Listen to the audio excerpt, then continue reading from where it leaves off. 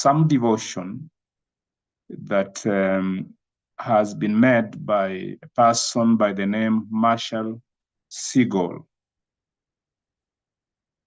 a writer and a managing director at some organization in Minneapolis. The idea behind this devotion is to help us delve into the concept of work motivation and job satisfaction. I will read through in a very reflective manner elements of this devotion. Marshall begins by saying that many Christians work in jobs we would not necessarily choose for ourselves. He says, I have before, maybe you also have. We did choose it at some point along the way, but just for less inspiring reasons. Some of the reasons could include, I have to pay my rent, I have a degree to pursue and I need some money to pay, and so forth. We start many of the jobs that we are doing for money and many other reasons. After a few years, months, or even weeks, the satisfying security of the paycheck wears off, and we are left wondering if we settled too soon and missed the one job we would have wanted to. We start dreaming about something different, more comfortable pay, different, more empowering boss, different, more fulfilling responsibilities. We come up with our vocational anthems, what we'd like to do. Meanwhile, the culture's choir sings beautiful harmony to a melancholy melody. The anthems go, find a job where you get to do what you love to do most. Oh, follow your heart. Don't settle for any job you are not passionate about. The songs and the slogans are sold by the millions. But for those willing to be honest about our work, at least three realities set in over time. The dream job simply does not exist for me, so you hear.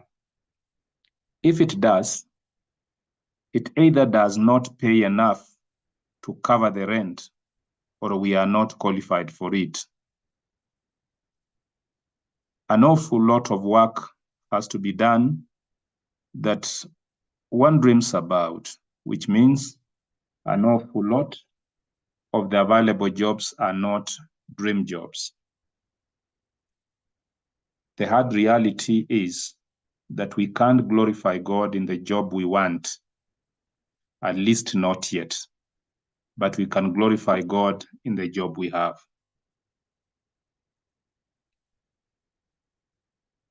And then comes the issue of modern bond servants. I wonder how the songs we millennials hear most about our careers would have landed on Christian slaves in Ephesus. Listen to St. Paul writing about bond servants. He says in his letter to the Ephesians, chapter 6, verse 5 through 8, bond servants, obey your earthly masters with fear and trembling, with a sincere heart as you would Christ, not by the way of eye service as people pleasers, but as bond servants of Christ, doing the will of God from the heart, rendering service with a good will as to the Lord and not to man, knowing that whatever good anyone does, this he will receive back from the Lord, whether he is a bond servant or is free. Ephesians 6, 5 through 8. Paul writes to bond servants about their work not to support the institution of slavery, but to strengthen faith and inspire joy among the enslaved. To be clear, such slavery was not the brutal and dehumanizing chattel slavery in the American history, but these men and women were not as free as we are today. If Paul could write these self-denying, countercultural, otherworldly words to slaves about their livelihood, could he write them to us about our jobs? If so, here are 3 ways we can glorify God in our job, whether we are working the dream or dreading the work. One way of glorifying God in our job is the work is for God, regardless of who we report to. Bond servants, obey your earthly masters with fear and trembling as bond servants of Christ. Your tax forms may say you work for the government,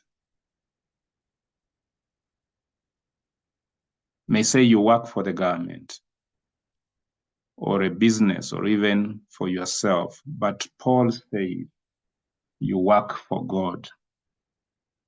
You are always first and foremost an employee of Christ. Every task you complete comes underneath his lordship.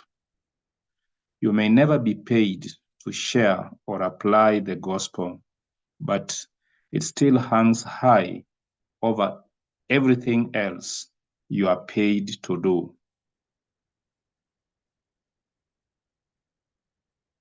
Second, work as if Christ were your superior. With holy fear and trembling and with sincerity. Why? Bosses can cheat us, mistreat us, even fire us, but Christ can do far worse and far better. He not only sees our every move at work, but knows our every thought. Nothing ever gets by him, and he can send us to hell if your boss monitored you all day, every day. Would you work differently? Your almighty Savior and Judge sits even closer than that. If we go about our everyday work with great seriousness and joy, people will ask about our boss. And if there is nothing remarkable about our boss, they just might ask about our God. The second way through which we can glorify God through our work is to recognize that the standard is not mere excellence, but heartfelt service. Listen to St. Paul writing to the Ephesians. Bond servants, obey your earthly masters with a sincere heart, as you would Christ, not by the way of eye service as people pleasers, but doing the will of God from the heart, he says. Some will hear doing the will of God from the heart, and here, work as much and as hard as you possibly can. But in our case, we would say that this is more Kenyan than being a Christian. Men and women chasing the Kenyan dream love to be told to work harder and achieve more. They work from the heart. It's just a heart in love with money or recognition or control for themselves. My dear people, Christians dream about our jobs differently. When we work from the heart, we work from a passion for Jesus. We don't spend time counting all the things we can have or achieve here on earth. No, we count everything as loss, paychecks, promotions, progress, retirement, because of the surpassing worth of knowing Christ. Paul would have said to the Philippians, chapter 3, verse 8, for his sake, we suffer the loss of all things and count them as rubbish, in order that we may gain Christ and be found in him. We never have to fake joy in our jobs because our joy does not come from our jobs. We work from full hearts, not striving to fill our hearts. That kind of heart, not mere excellence, makes our work distinctively Christian. That does not mean Christians should not do their work excellently. We should, of course, as if we were completing our work for Christ.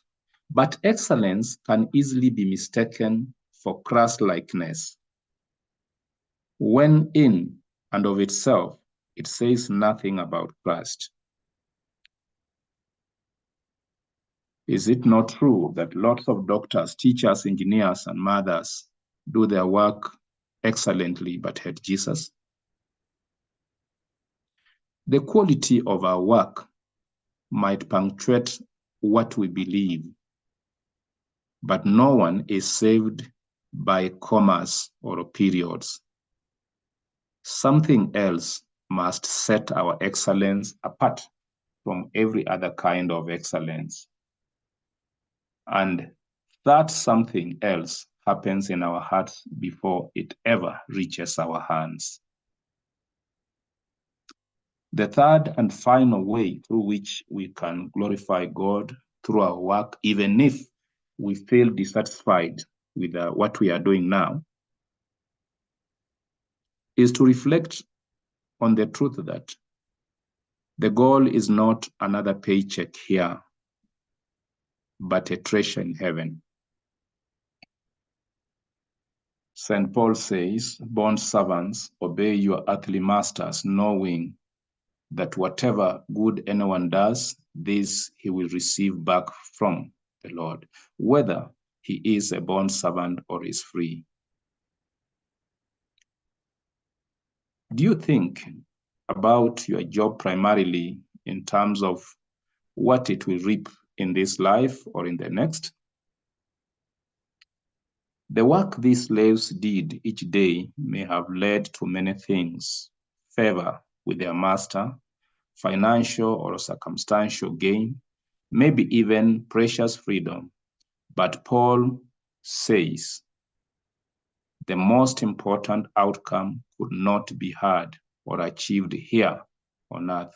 No, the work they were doing was mainly about storing up treasure in heaven. As Jesus would say, do not lay up for yourself treasures on earth, where moth and rust destroy, and where thieves break in and steal. But lay up for yourself treasures in heaven, where neither moth nor rust destroys, and where thieves do not break in and steal. For where your treasure is, there your heart will be also. Matthew 6:19-21. Another paycheck may feel like our most immediate need, but it is another grain of sand compared with all God will give us in eternity. Paychecks are so objective and predictable and credible next to the overwhelming unknowns of this he will receive back from the Lord. But the adrenaline high and false security runs out so fast, and every one of those paychecks will bounce in paradise. Instead of settling for a few higher numbers on a tiny piece of paper that we'll probably spend before the month runs out, let's work like those who are waiting and working for more than we could ever imagine for ourselves. The first letter of Paul, Corinthians 2:9.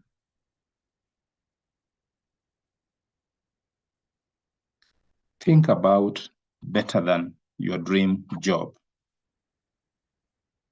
None of this means we should pass on a job opportunity that would employ more of our gifts, or a job that would enjoy more, or one that would free us up to do more ministry.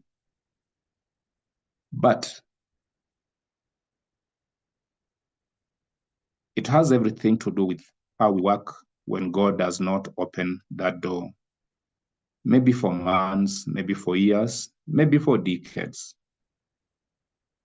Do we know the secret of job satisfaction? Listen to St. Paul. He writes to the Philippians, the 4th chapter, 11-13, and says, I have learned in whatever job I have to be content. I know how to be brought low, and I know how to abound. In any and every circumstance, I have learned the secret of facing plenty and hunger, abundance and need. I can do all things through him who strengthens me. Paul knew the secret. He passed it along to the bond servants in Ephesus, and he wanted you to carry it with you to your job each day. Work for God. From your joy in him, for treasure far greater than money, recognition, or comfort. Bring those dreams to your daily job instead of looking for happiness in your dream job.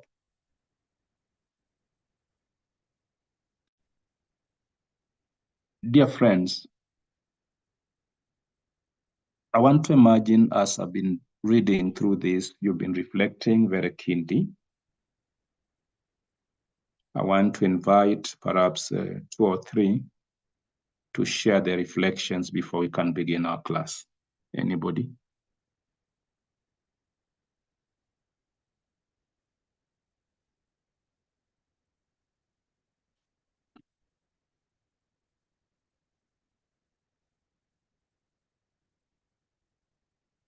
Yes, Juliet.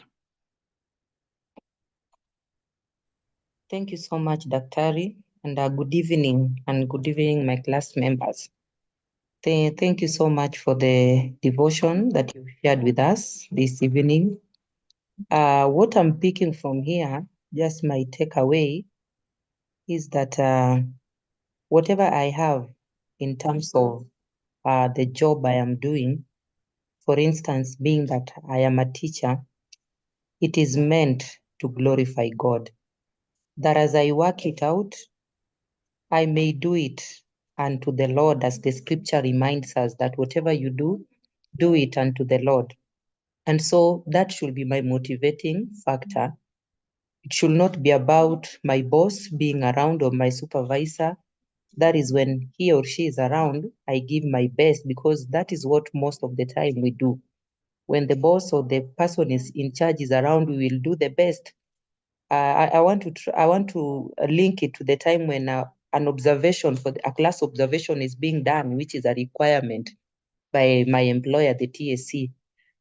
Sometimes the way I may be doing my classes minus the observer, mostly when it is the principal, because sometimes the principal can come or even the deputy, I will do it very well. And I might even do things that I've not been doing when I'm in my class normally.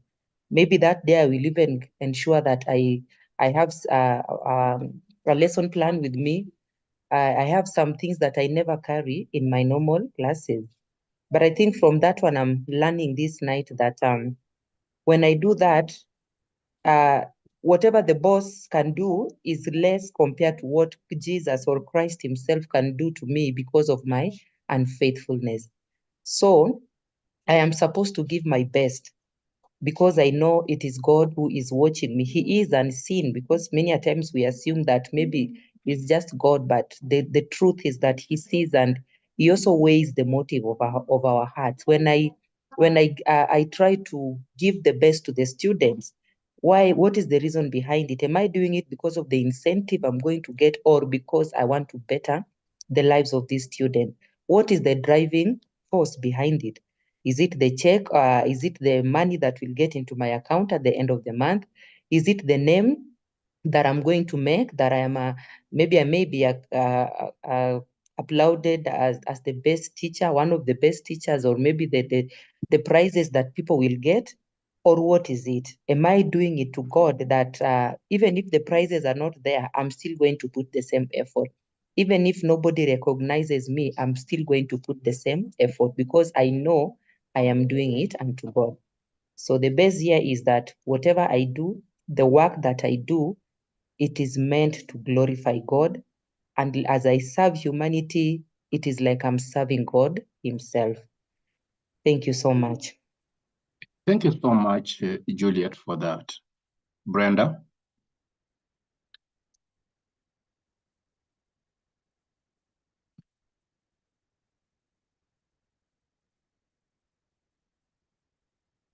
Brenda, we are listening to you.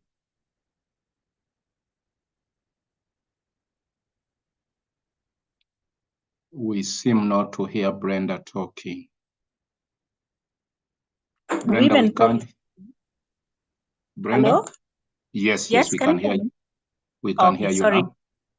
Okay. I was saying that I agree with Juliet's point of view that whatever we do, we need to do it for the greater glory of God. But also, I want to take us back a little bit that whenever we are looking for jobs or any form of anything that is going to sustain us or that is going to bring income to us, we always pray to God and we always make promises to Him that, God, if you give me this particular job, I will use it to praise you. But I don't know what usually happens, because once we get the jobs, either we start complaining or either we start seeing the negatives in the job. So we tend to forget that this is one thing that we really promised to God, to do it to our best and also to use it to glorify Him. But it's good that some of these teachings just remind us that we need to stay on course and just remember that whatever thing that we do in form of a job, whatever it is in form of service, it's by the grace of God that we have such an opportunity, and we should use it. We should use it to glorify God. Also, we should do it diligently without having to depend on maybe the monetary value, the recognition, or the comfort that comes with it. Thank you. Very well, Brenda. Amata? Good evening, Dr. and my colleagues. Good evening to you. Thank you for this devotion. And I want to say, it just reminded me of my boss, who always reminds us to be always contented with what God has blessed us with. Use it to glorify God. Even as we pray for promotion, more pay, better jobs, we must remember that what we have in hand or at hand is already a blessing. So we should always use it first to bless God and glorify God as we pursue for more things, for better things to come. Thank you. Thank you very much. Finally, let us listen to Cindy. Thank you, Daktari. Yeah, so this evening I'm also challenged that it's not about my passion, it's not about my dream job. It's about serving humanity through whatever I do, and that I can always find joy and fulfillment in my workplace, whether it's my dream job or not, if I work as if I'm working for the Lord. Simply because sometimes, we do things, we do our best simply because we are afraid of being fired, we are afraid of our bosses. But you have encouraged us that whether our bosses are watching us or not, whether someone is observing or not, the eyes of the God of the Lord are always everywhere. So whether someone is watching or not, I should do my best. I should serve humanity as if I'm serving God. Thank you. Very well, thank you, Cindy. Can somebody pray for us? I can pray. Thank you. Our dear Heavenly Father, we thank you. Thank you for this evening. We thank you for the opportunity that you've given us to gather together here, to hear your word, but also to be taught. Thank you, Lord, for the work of our hands, that wherever we are stationed, whether it is our dream job or not, how we pray that we will serve with integrity, that in the end, all glory and honor will go to you, because it's not about us, but about you. As we begin this class, we ask that the Holy Spirit takes over and that our hearts and minds will be open to learning and growing for the glory and honor of your name. We pray, Lord, that you forgive us for the times that we have not been honest when it comes to working. We have not been serving with integrity. And I pray, Lord, that we continue to focus on you, who is the author and finisher of our faith. We thank you and we bless you. In Jesus' name we pray. Amen. Amen. Thank you. Thank you very much. Right. So, as I've indicated, this evening, we want to take our reflections into the field, or rather the world of work motivation. We've listened to that devotion. That devotion has been about the jobs we do. That devotion has talked to us about sometimes what excites us, sometimes what does not excite us about what we are doing now. As we reflect this evening, we'd like to dig deep and understand what are the basic foundations of organizational cooperation. If we were to be put in a given position, maybe position of authority, or position of management, this evening we want to ask ourselves, what are the basic foundations of organizational cooperation between the employees? What about the concept of employees' work motivation? In the devotion, we are in that part of the job, and occasionally we feel we are in the wrong job. Occasionally we think about the dream job. Would like to reflect in our class this evening to think about how can we be motivated in our job station. Those of us who have some measure of responsibilities, managerial responsibilities in given organizations, how can we prop up the motivation of those employees who work under us? These are the reflections I would like us to look at this evening. What about the employees' performance at the workplace? How can we up it up?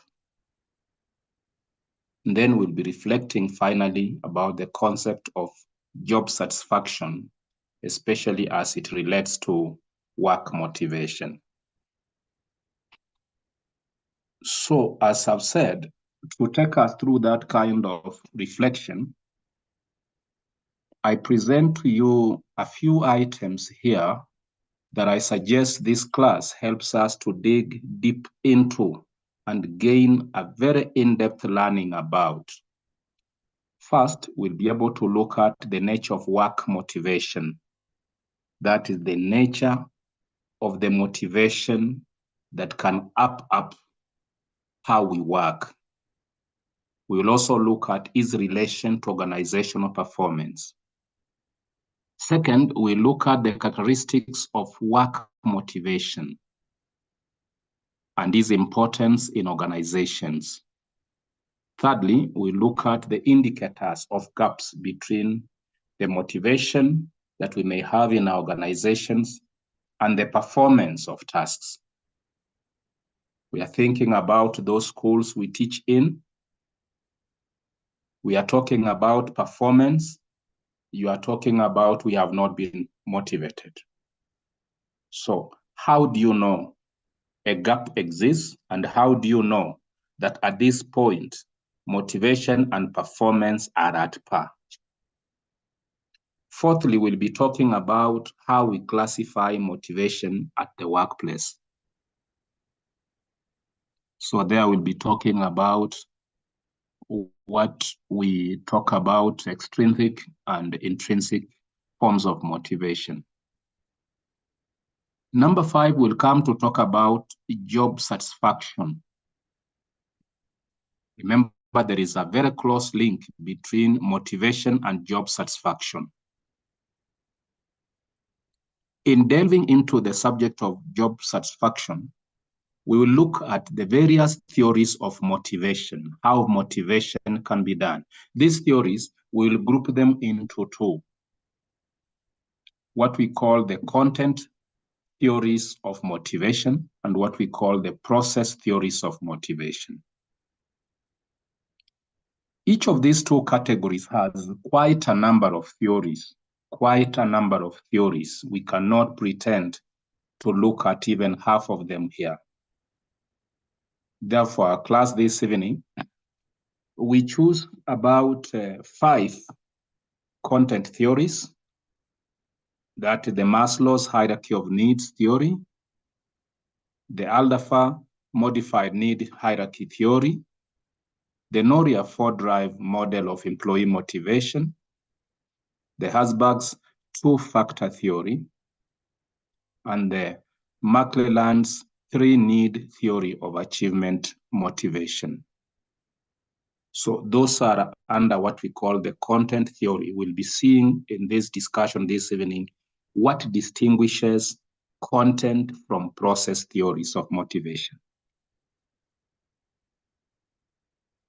For the process theories, we'll look at Vroom's expectancy theory and the equity theory of motivation. I've indicated there is quite a number in each of these two categories. So this is what we intend to look at this evening in a bid to help us understand the nitty-gritties in the world of work motivation vis-a-vis job satisfaction. We now move on to try and understand the concept of work. What is work? What is the essence of work? Why do people work? What is work? Remember, this question strikes at the heart of our devotion at the beginning of this class. Bird and Bav 2010 defines work as a purposeful activity, human activity, involving physical or mental exertion that is not undertaken solely for pleasure and that has economic value. So you see, there are those conceptions in the definition of what work is. From that kind of definition, where we're emphasizing that work involves a purposeful human activity. Work is not accidental, it's not what you do accidentally. Work must have the element of being purposeful. It may involve either both or one of physical or mental faculties. Now, work is not undertaken solely for pleasure, but rather it also carries with it an economic value. Therefore, as a human activity, work serves several important functions for the individual. So you notice, we want to emphasize work is not just good enough for the organization. Work is not just good enough for the company we work for. Those of us who are teachers, the fact that we wake up in the morning, we go to school, we teach, we deal with our learners, discipline issues, whatever. It is not simply for the parents. It is not simply for the TSC. It's not simply for the employer. However, work as a human activity has certain fundamental functions that touches on the individual. These functions include what we place before us, 4 functions: the economic function, the social relations function, the personal fulfillment function, and the identity function. Think about, for example, the economic function.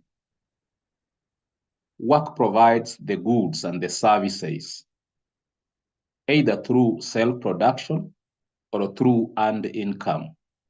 This means work as a productive effort has a tradable economic value. You heard those words in the devotion.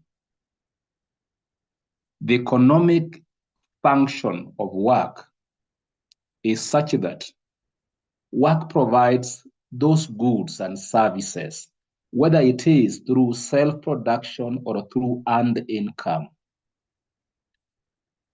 Work is seen as a productive effort that has a tradable economic value. So you see, through the world of work, every individual carries with herself or with himself some tradable economic value. You see, an individual function of work. So work has an impact on the individual, not just on the organization. Second, we're talking about the social relations function. Work produces human interactions, which can lead to social networks. Through social networks, we can create norms. We can create and discover and power relations that define the policies, the rules, and routines that actually define the workplace.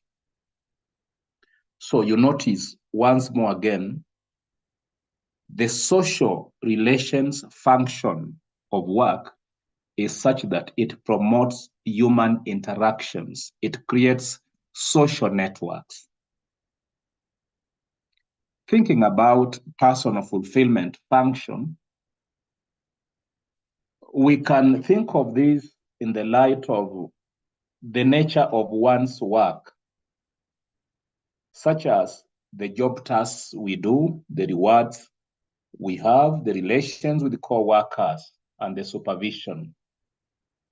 All this can affect our cognitive and affective states. Personal fulfillment. As we work with others, we fulfill ourselves. That's the idea. As we work with others, we achieve certain psychological as well as physiological well-being development, as it were. Finally, when we talk about the identity function, like you see, I'm trying to say, work gives us an identity. So work becomes a major part of people's definitions, people's lives. work becomes a source of identity. Work may define how one is known within the society. That's why I give examples. Because of the work we do, some of us will die with that title, mwalimu, walimu, wavuvi, madaktari. The work we do grants us an identity.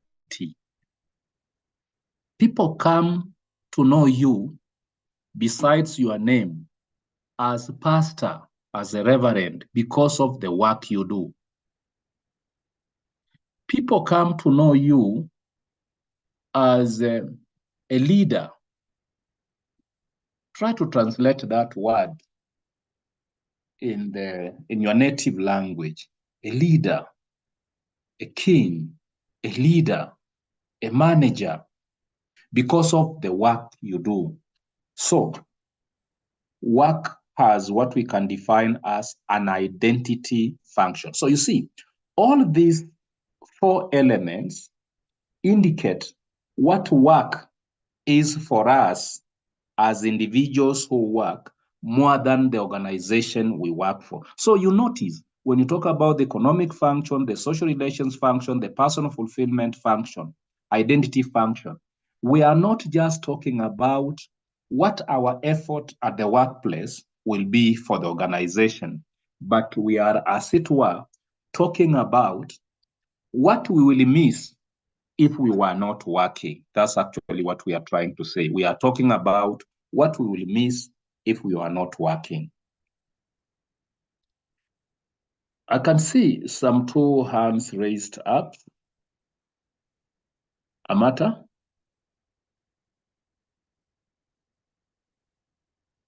Sorry, I have not put my hand down, sorry. Madia? Yeah, hi and good evening, everyone.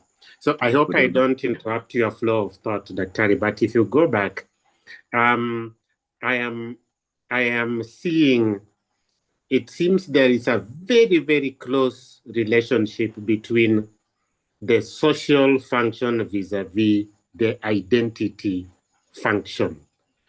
Might that be true, that identity you're actually getting is part of the social relation that folks have with you?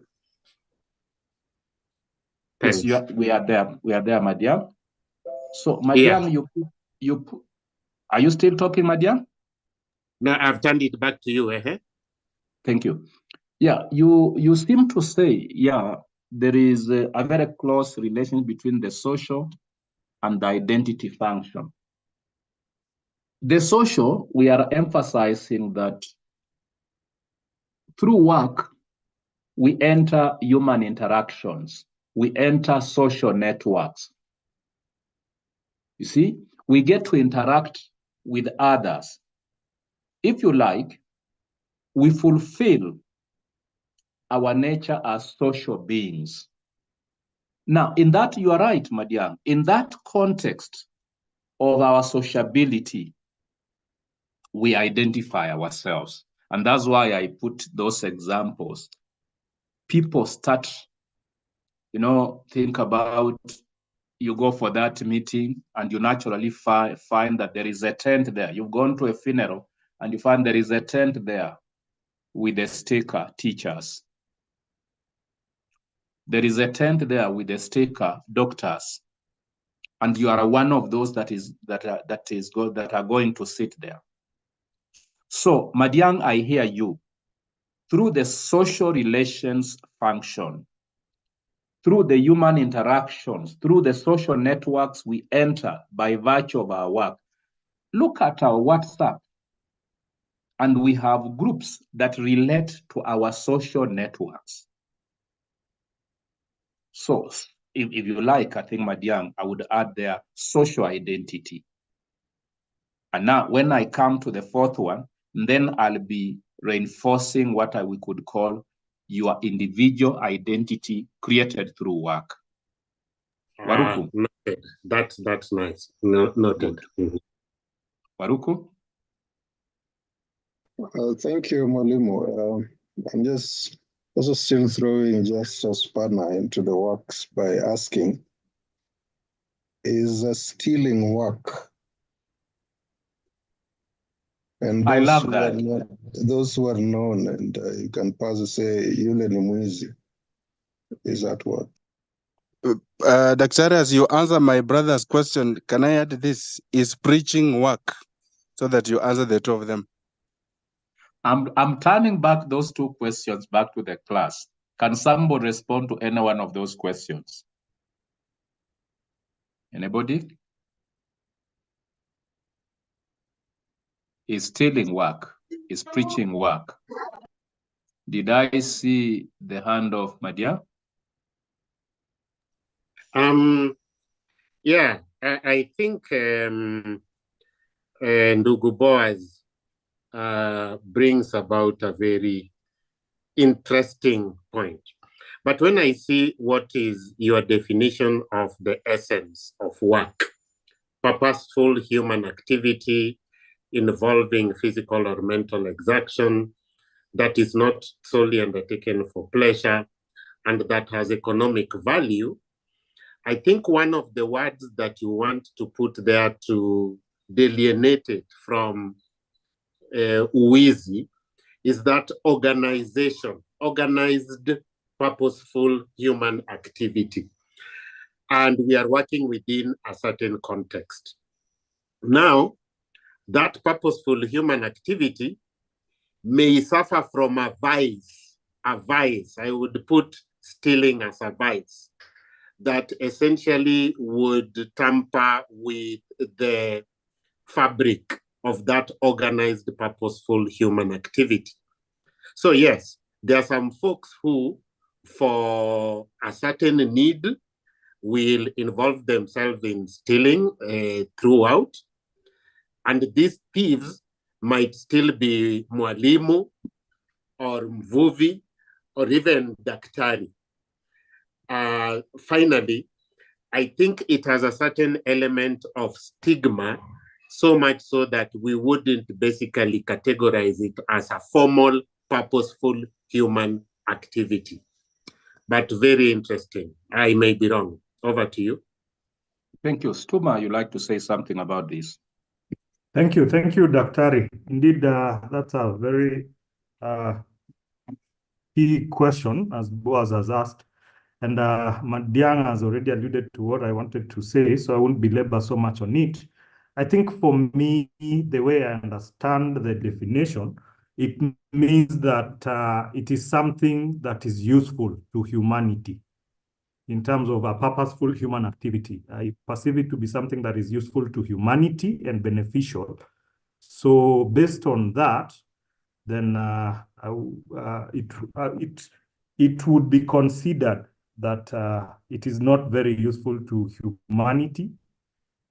And so for me, I would not consider it as work. And also, in addition, based on the context we are in, if you look at it from biblical perception or foundation in terms of the theology of work, it needs to be something that is productive and makes things better for humanity. So based on that, I would disqualify stealing as work. Thank you. Thank you very much. So we hear that. Josephine, would you like to add your voice on this? Josephine? Yeah. Okay, I think I will tackle Chris' question because the other one has been extensively tackled. So I think preaching is work because it is purposeful. The purpose of preaching is to gain people whom you will convert to Christianity or Islam. Then we also want to deal with the human behavior and theology as a whole, changing people into godly life. Then it is also work because it has the economic value. We give fungu la kumi, we give contributions, sadakas, and they help to, there are ways of economic for the pastors, the preachers. So at least they earn a living from that. So to me, it is work. Well, I think what I can say, though, that those two questions that have been brought up by Chris and Waruku, there are challenges that should come into our minds to help us to see how we can clarify more our definitions, our understanding of work, so that deep in ourselves, what we construe to be work and that which we construe not to be work can be captured within that definition. So we make some progress. The nature of work motivation. In other words, what is work motivation?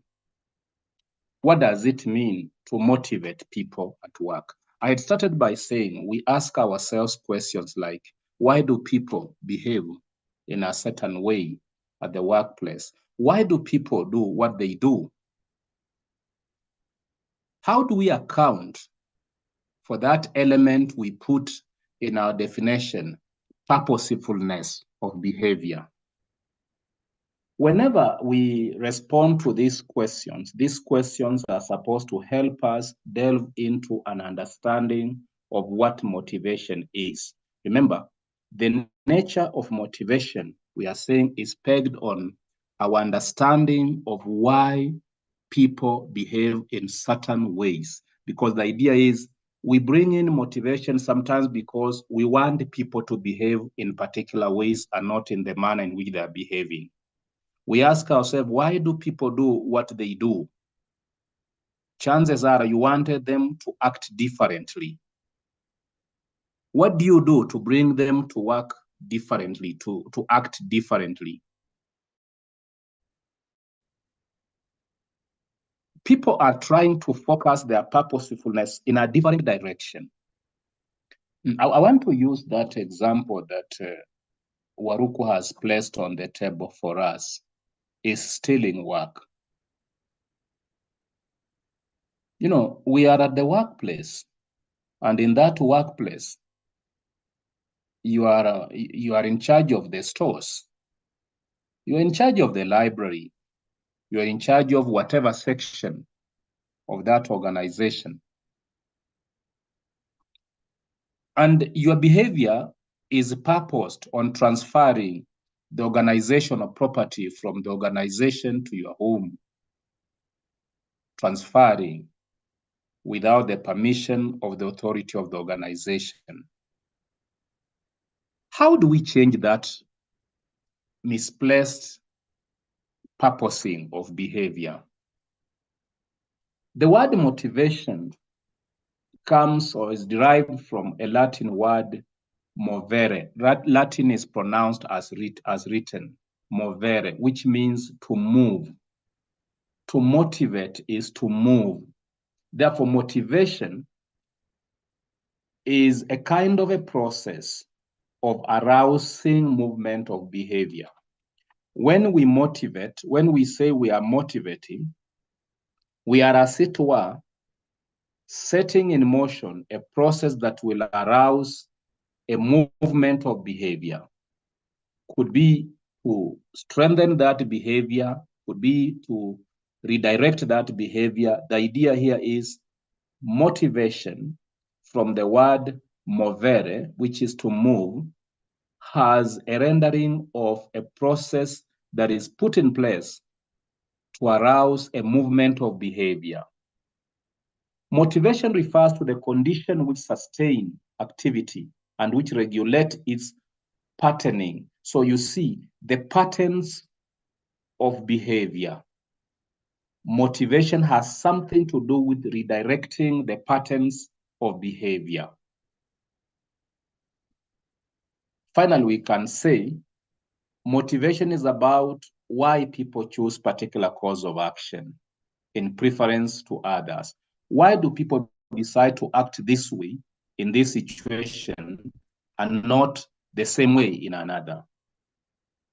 Why do teachers in that school decide, you see, after class to go back to class in hours that one would call inordinate and begins teaching again? What would make the CEO of that company to remain in the office and leave the office at 10 p.m. and report back to the office at 5 a.m.?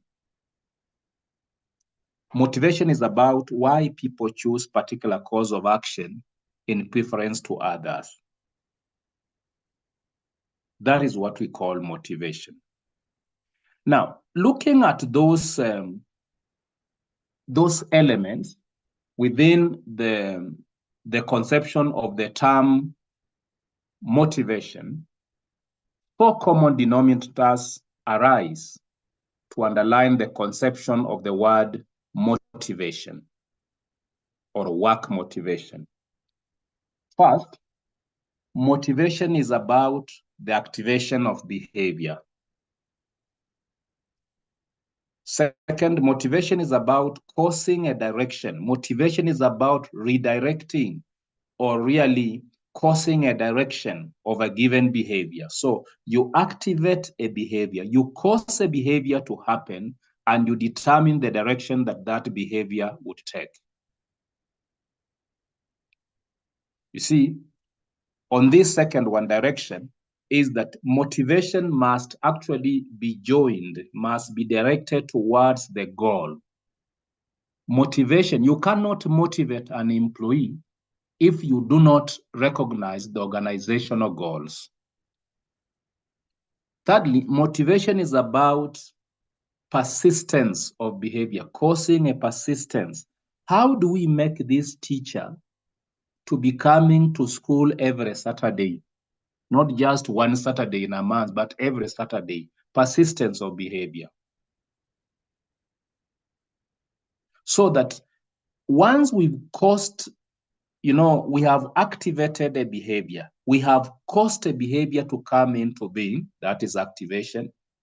We have defined the direction that that behavior will take in that employee towards the organizational goals.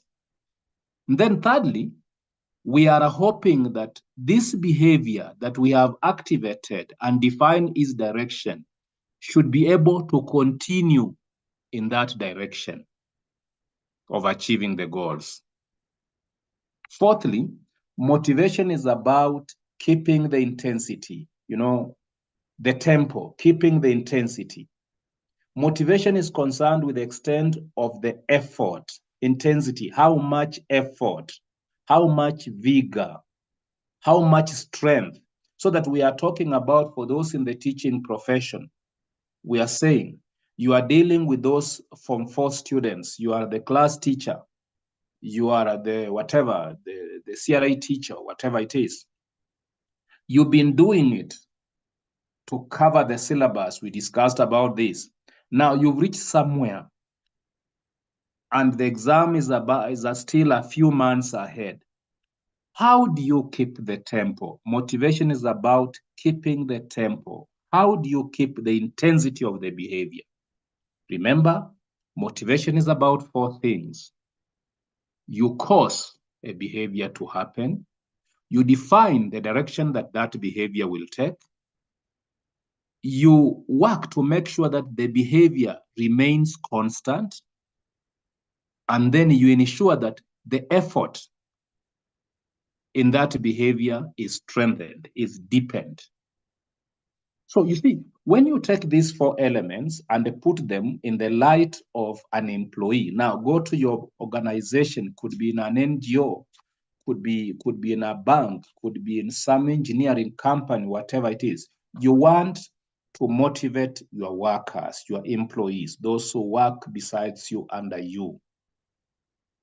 For the first time, motivation would be, for this first time, how do you cause that behavior? Cause means how do you activate that behavior? How do you direct that behavior towards the organizational goals. So that the things we do in the name of motivation, if they don't satisfy, if they cannot be explained on the basis of these four denominators that underline the conception of work motivation, then chances are we are not motivating anybody. It is possible a company, an organization can use money. It's possible a school can ask parents to bring money per child, whatever. It's possible they can distribute that money to the teachers, to the cooks, to whoever, to watchmen. And it is also possible in the end, nobody is motivated. So motivation has to carry with it these four critical elements. Motivation has to carry with it these four critical elements. Could somebody comment about that before we move, in case? Nyabere, Yes, is your hand up? Okay, sorry. Yes, sir, my hand is up, and Yes. I've been struggling to understand. I saw in the chats some ladies and gentlemen grappling with the meaning of work. And I was wondering, considering that we are thinking organizations, could we replace the word work with employment? Would that change fundamentally the focus of your lesson this evening? Nyabere, I hear you. I hear you. Work, employment. Can I get rejoinders to that before I comment? I hear you, Nyabere. Let's follow up Nyabere's contribution. The person who speaks next, I want to hear you are trying to respond to that. Nyabere is saying that I've not had chance to look at the chat, reflecting on this. But Nyabere is saying this idea is coming, the concept of employment, the concept of work. If you asked me, okay, Macho, you go first before I comment. Macho? Thanks, Mwalimu. I think work does not necessarily mean employment, because where would we put care work, for example? It's just recently that Kenya is one of the first, I think the first one is Sub-Saharan Africa, to do research focusing on the quantifying care work and how that contributes to the GDP. So what is care work? Care work includes, women who take care of children, going to fetch water, taking care of the sick.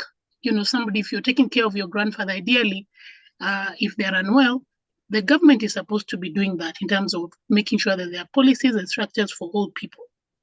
So all that is supposed to be included in work, and it is quantified soon, hopefully, to inform the contribution of care work to the GDP. So if we restrict work to only speak to employment, then we are missing at the progressiveness that the world and our society is looking at work, the definition of work. I hope that helps. Thanks, Mwalimu. Yes, thank you.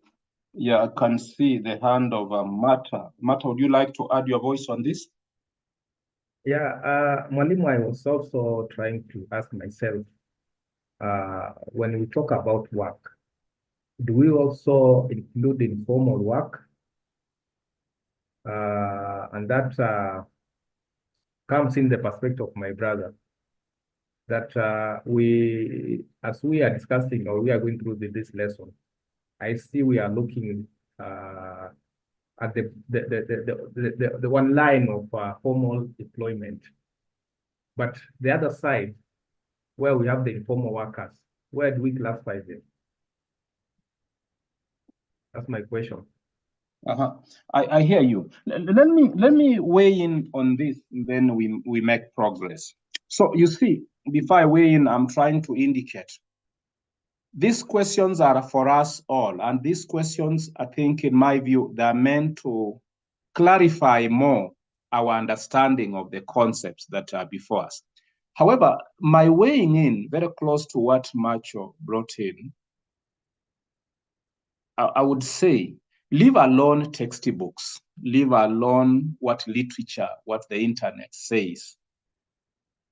Let's close our eyes and listen in to those two terminologies, employment and work. Why can't we call work employment? Why can't we replace, Nyabere put it, why can't we replace the terminology work with employment? Although there is what we called the economic function, the social function, the personal function, the identity function tags on work, you see, employment has come to mean, simply, I'm hired by so and so to receive this, so that even as what Amata has struggled to share with us, even as we talk about informal and formal, you talk about I'm self-employed or not, whatever it is, you get the idea of what do I get from this? You see, when we say economic function, that work has a tradable value, sometimes the value might not be what we get. Remember, our devotion might not be what we get from it, but it carries it. So I would feel that the concept of work is deeper, and it is kind of a disinterested terminology. You see, when you talk about employment, there seems to be a lot of interest on that term employment. But when you talk about work, then we are talking about a terminology that is disinterested. If I were to get back to the reflections of our devotion, then I would say, the moment you find yourself, you are quote unquote in the wrong kind of work, wrong in quotes kind of work, then you think about quitting, quitting.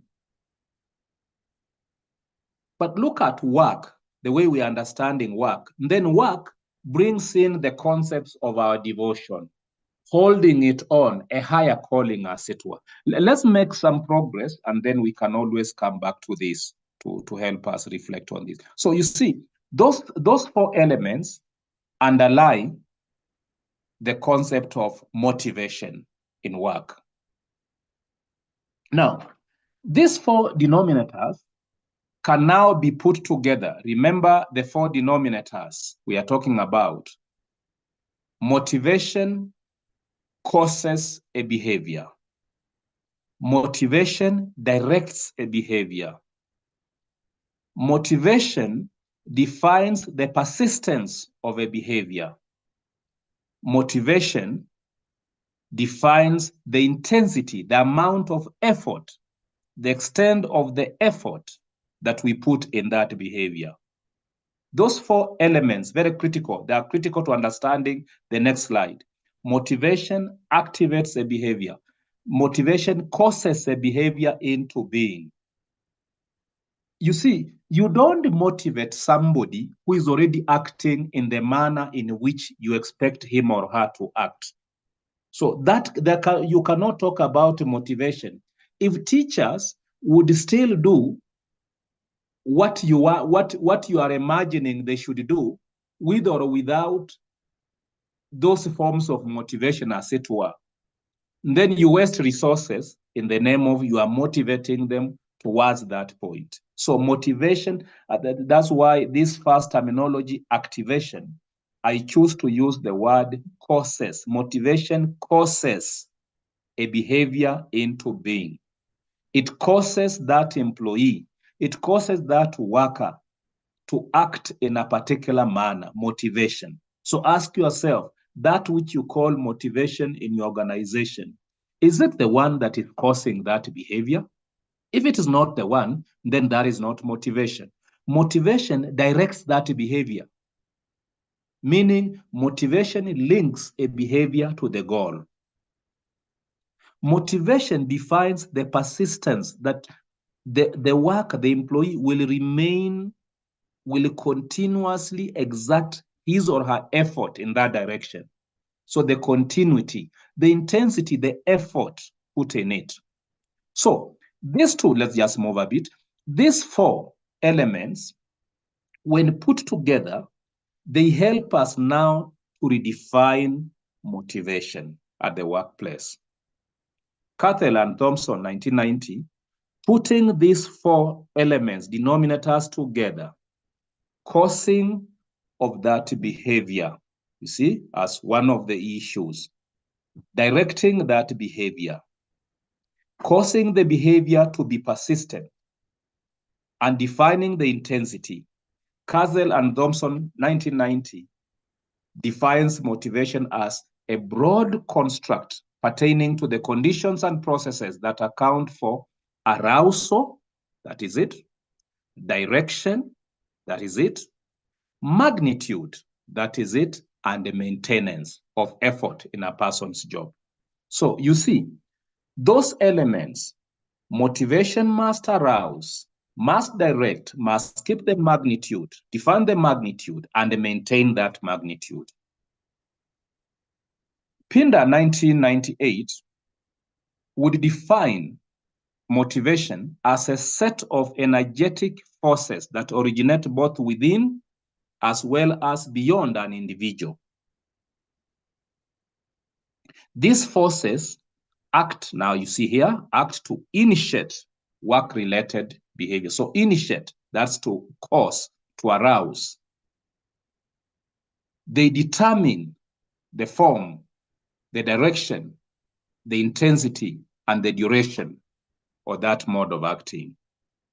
So looking at these four denominators, putting them together, putting them to give us a definition of motivation in this direction, and then we notice that two features emerge that are fundamental to the definition of motivation.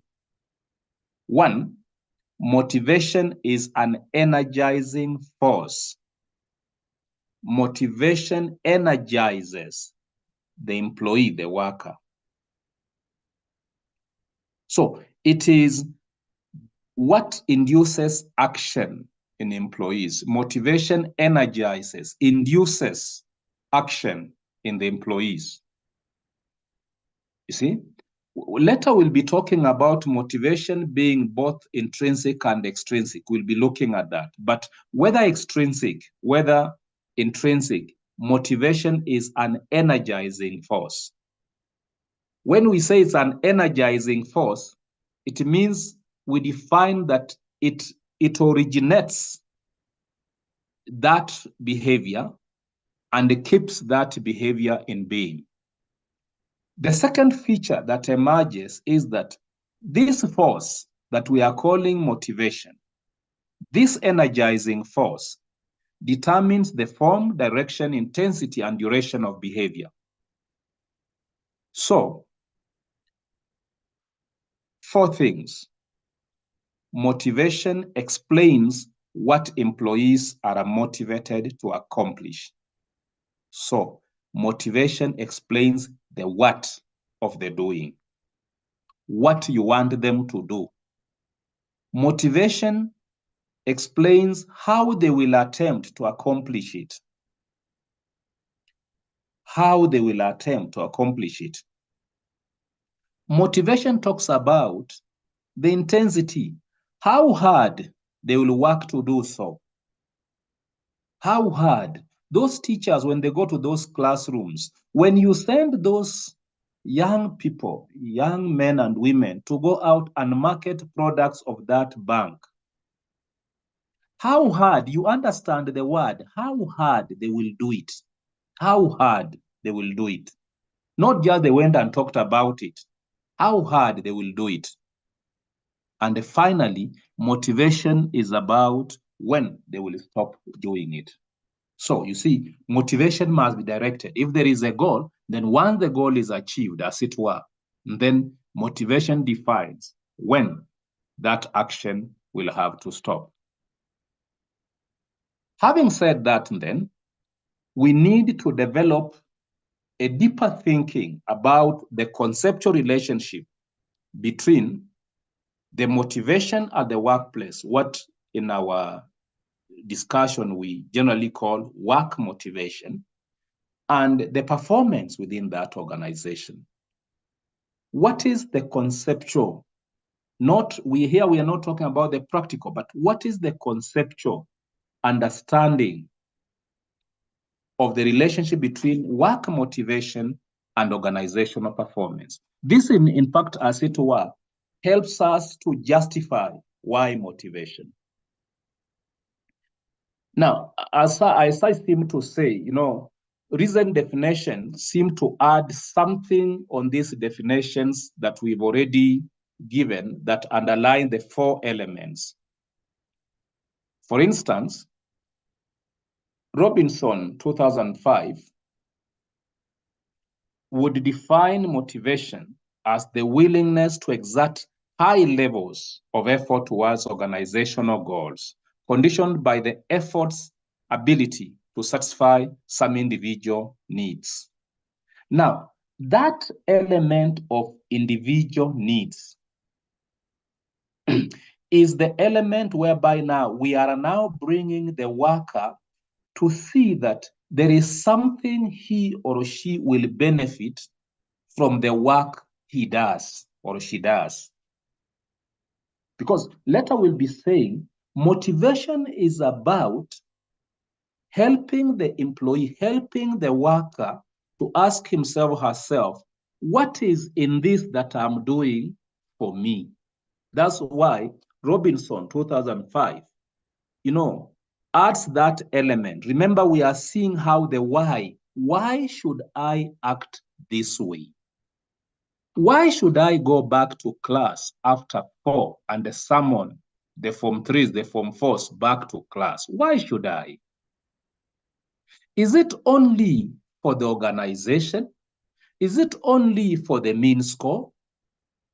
Is it only that students should pass? What is in this that is for me? Now, Robinson's definition, you notice, emphasizes 3 elements as part and parcel of defining what motivation is. There is the element of effort. Motivation has to do with effort put, which is a measure of the intensity or drive. As it were, a motivated person will try to work a little bit harder. We are using here words harder. I'm aware the generation today talks about not working harder, but working smart.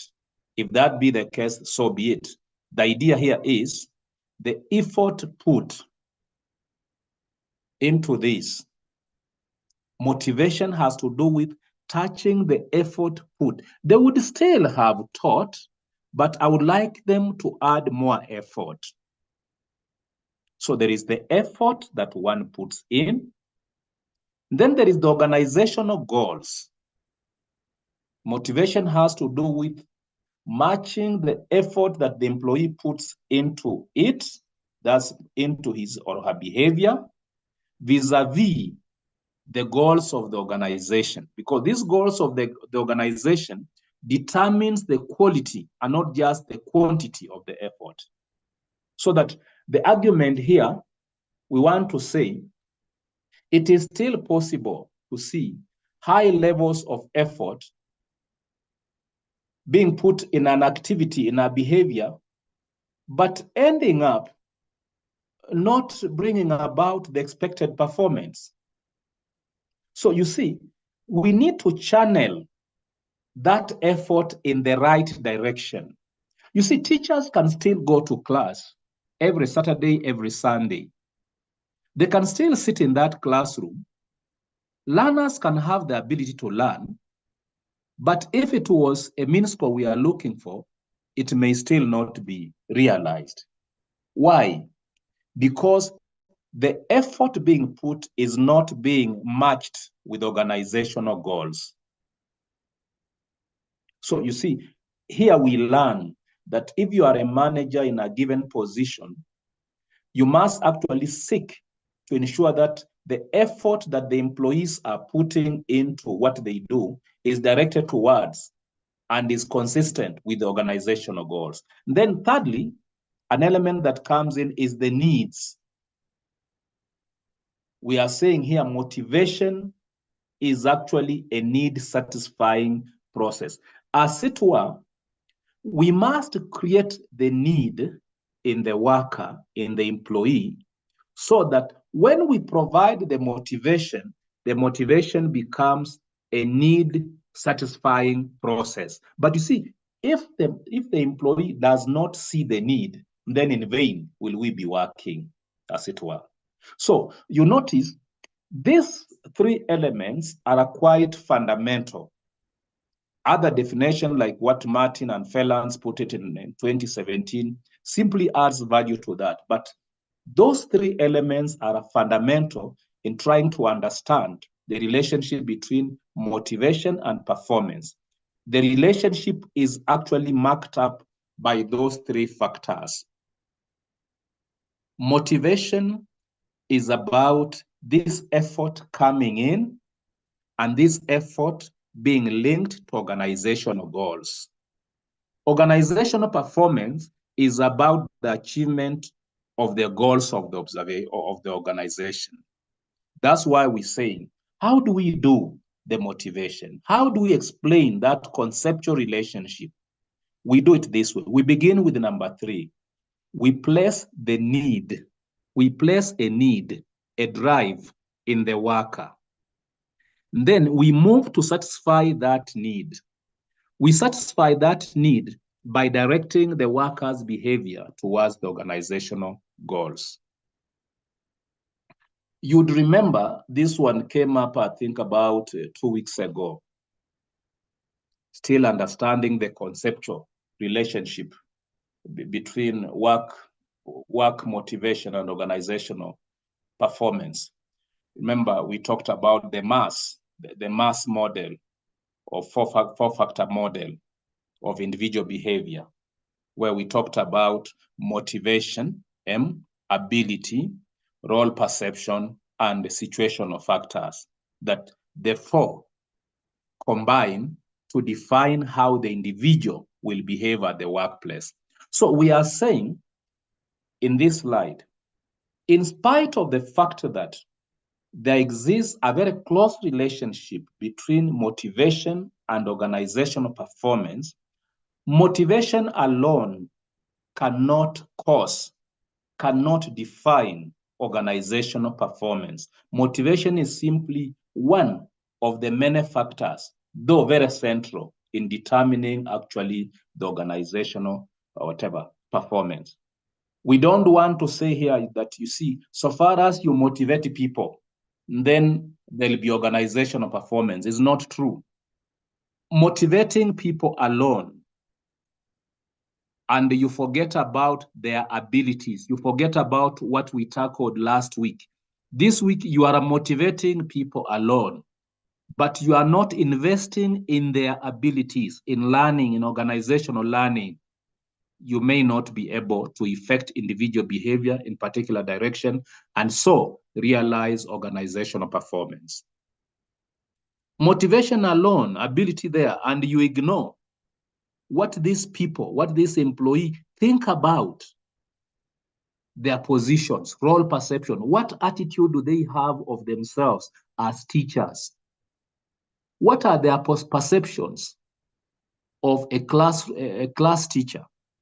So if that one again is not made right, this will injure organizational performance because it will affect the direction of individual behavior. So we are simply reinforcing the fact that indeed there exists a very close conceptual relationship between work motivation and organizational performance. However, organizational performance alone cannot produce the desired organizational results. This point must be emphasized more because we have very many managers in the society today. People have failed to train workers. There are no workshops, what sometimes we call CPD, continuous professional development within the organization. That one has died in the name of we have no money. So there is no learning. Organizational learning has stopped.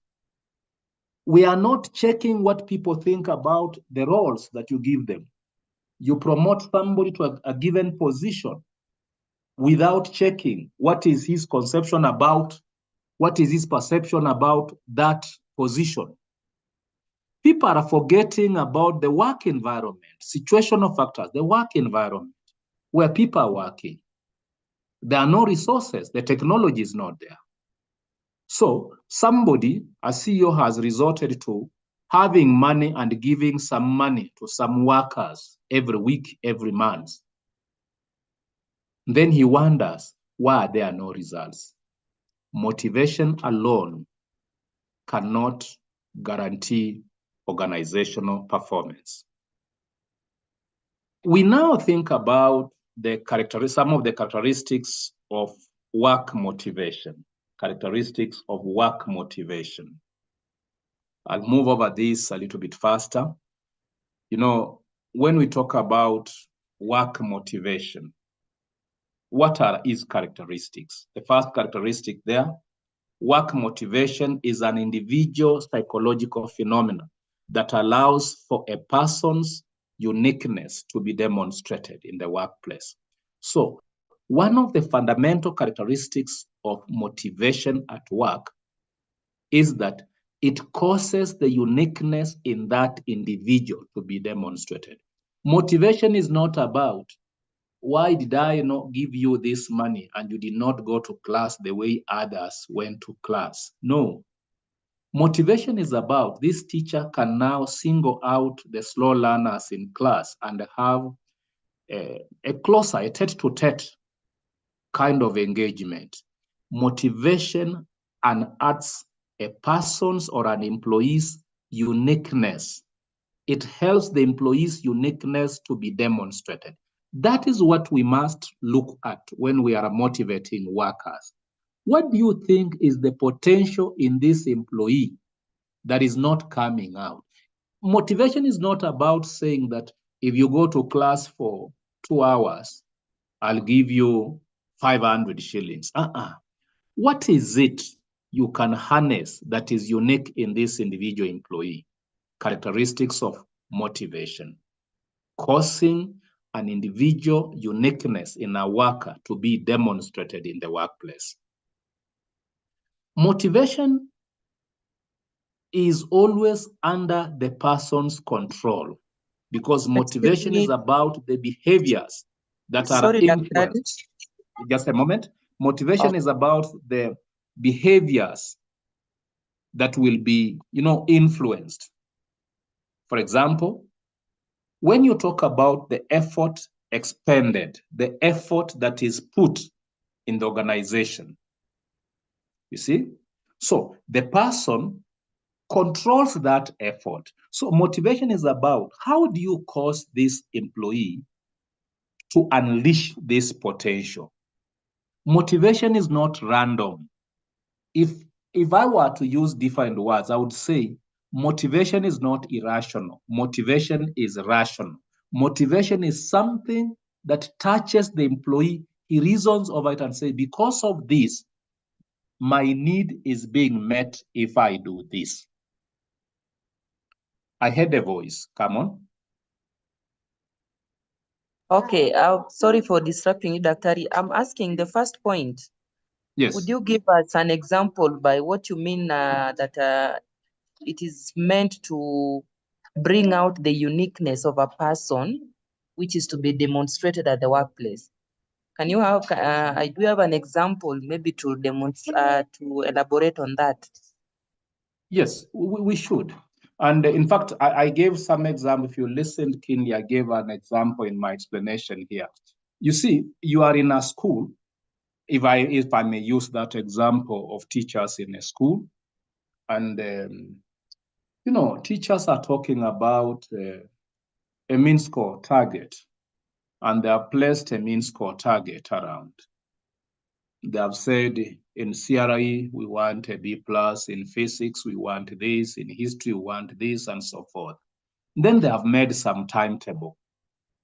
that this is how we'll be teaching after 4 p.m. This is how we'll be teaching early morning, daily, weekdays. This is how we'll teach on Saturdays and so forth. Then they have made sure that, look at it, go to those schools and see the things I'm talking about. And look at it, the teachers in that staff room are asking, my history lesson only appears once and not 3 times the way the geography lesson is appearing. Look at what is at the core of that teacher, that whenever I appear once, I get 500 shillings. So I would like mine also to appear 3 times, not only once. Look at that. Get to the school and you'll get me. So that everybody's lesson is placed on the timetable 3 times to get 500 times 3, 1,500. Motivation dies. If that is what the school called motivation, motivation dies. Motivation is about... Dr. Yes? Yes? Just in the same context, as they appear 3 times on the timetable, yes, then they refuse to teach the normal lessons during the day and wait for the remedials. So that... you must talk slowly. You must talk slowly. I hear you. So I've heard you. So what I'm trying to say, Jen, wait, I'll be giving you some chance, Jen, just wait. What I'm trying to say here is, there is this CRA teacher within humanities. I saw it in one of the schools where I chair board. There is this CRA teacher who is very good at helping learners with the study methods, study approaches. Motivation is about identifying that uniqueness in that teacher, motivating it, activating it, directing it, keeping the intensity of that element in that teacher, using the words of bullet number 1, allowing that person's uniqueness to be demonstrated. This teacher could be good. He may not go to that classroom, but he could be good at saying that I will sit in the staff room and do this. Whenever you have this challenge in these sums, come and see me, whatever it is. This teacher could be a mathematics teacher of stream A, stream B, from 4S, from 4B, C, D. But you see, there is this teacher who teaches stream B that is very good at training learners on this particular aspect. So motivation is not just about a group kind of push.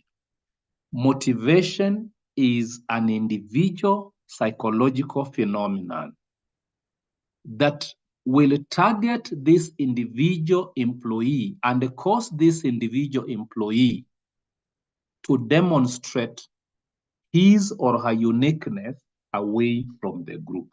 I think you get that. Jen, I saw your hand up. Jen? Yes, thank you, Daktari. Yes. And good evening. Good evening. I think what I was going to say is in line with what you are saying. Probably what I could add is when you think about appreciating a person's uniqueness, motivation in that particular sense, I look at it as a situation where if we talk about a school situation where a teacher is allowed to be creative and demonstrate a different approach towards helping learners to perform. Because many times you find in a school, there's probably this head of department who thinks that their way is the way and everybody must walk in it. And when you try to bring in a different concept, they want to shut it down. So I think in trying to allow a teacher to express their uniqueness is where they would be open to other ideas. Maybe these teachers' ideas are to go and do something probably in the field and demonstrate in a totally different way from the norm. Yeah, those are my thoughts. Very well, Jane, very well. So thirdly, we are saying motivation as part of its characteristics determines the direction of a person's behavior towards organizational goals. So it determines, again, you see, we are talking about, we have agreed this mean score for the Form 4 class of this year. And then after we agree at the school level, this mean score, we go to the individual subjects and we say, for history, you need to bring us this. For geography, you bring us this. For business studies, you bring us this. For physics, we know, even if you bring us a C minus, it will be upped by we demanding perhaps a B plus in this particular subject. So when we motivate the teachers in this subject, the teachers in this staff, we are saying motivation now determines the direction that a person's behavior will take towards the organizational goal. So you see, within the various subjects are taking various directions, and the various individuals are also taking various directions. Remember, although we are talking this discussion at the point of view of work motivation, what the workers will do, what the employees would do. On this number 3, we must be able to think about motivation of the learners also. Motivation will also determine the direction that the learner's behavior will take towards the organizational goals, the school's goals. Fourth, we are saying as part of characteristics, motivation describes the concerted effort, often in the face of obstacles. Therefore, motivation presupposes there are these challenges in reaching the organizational goals.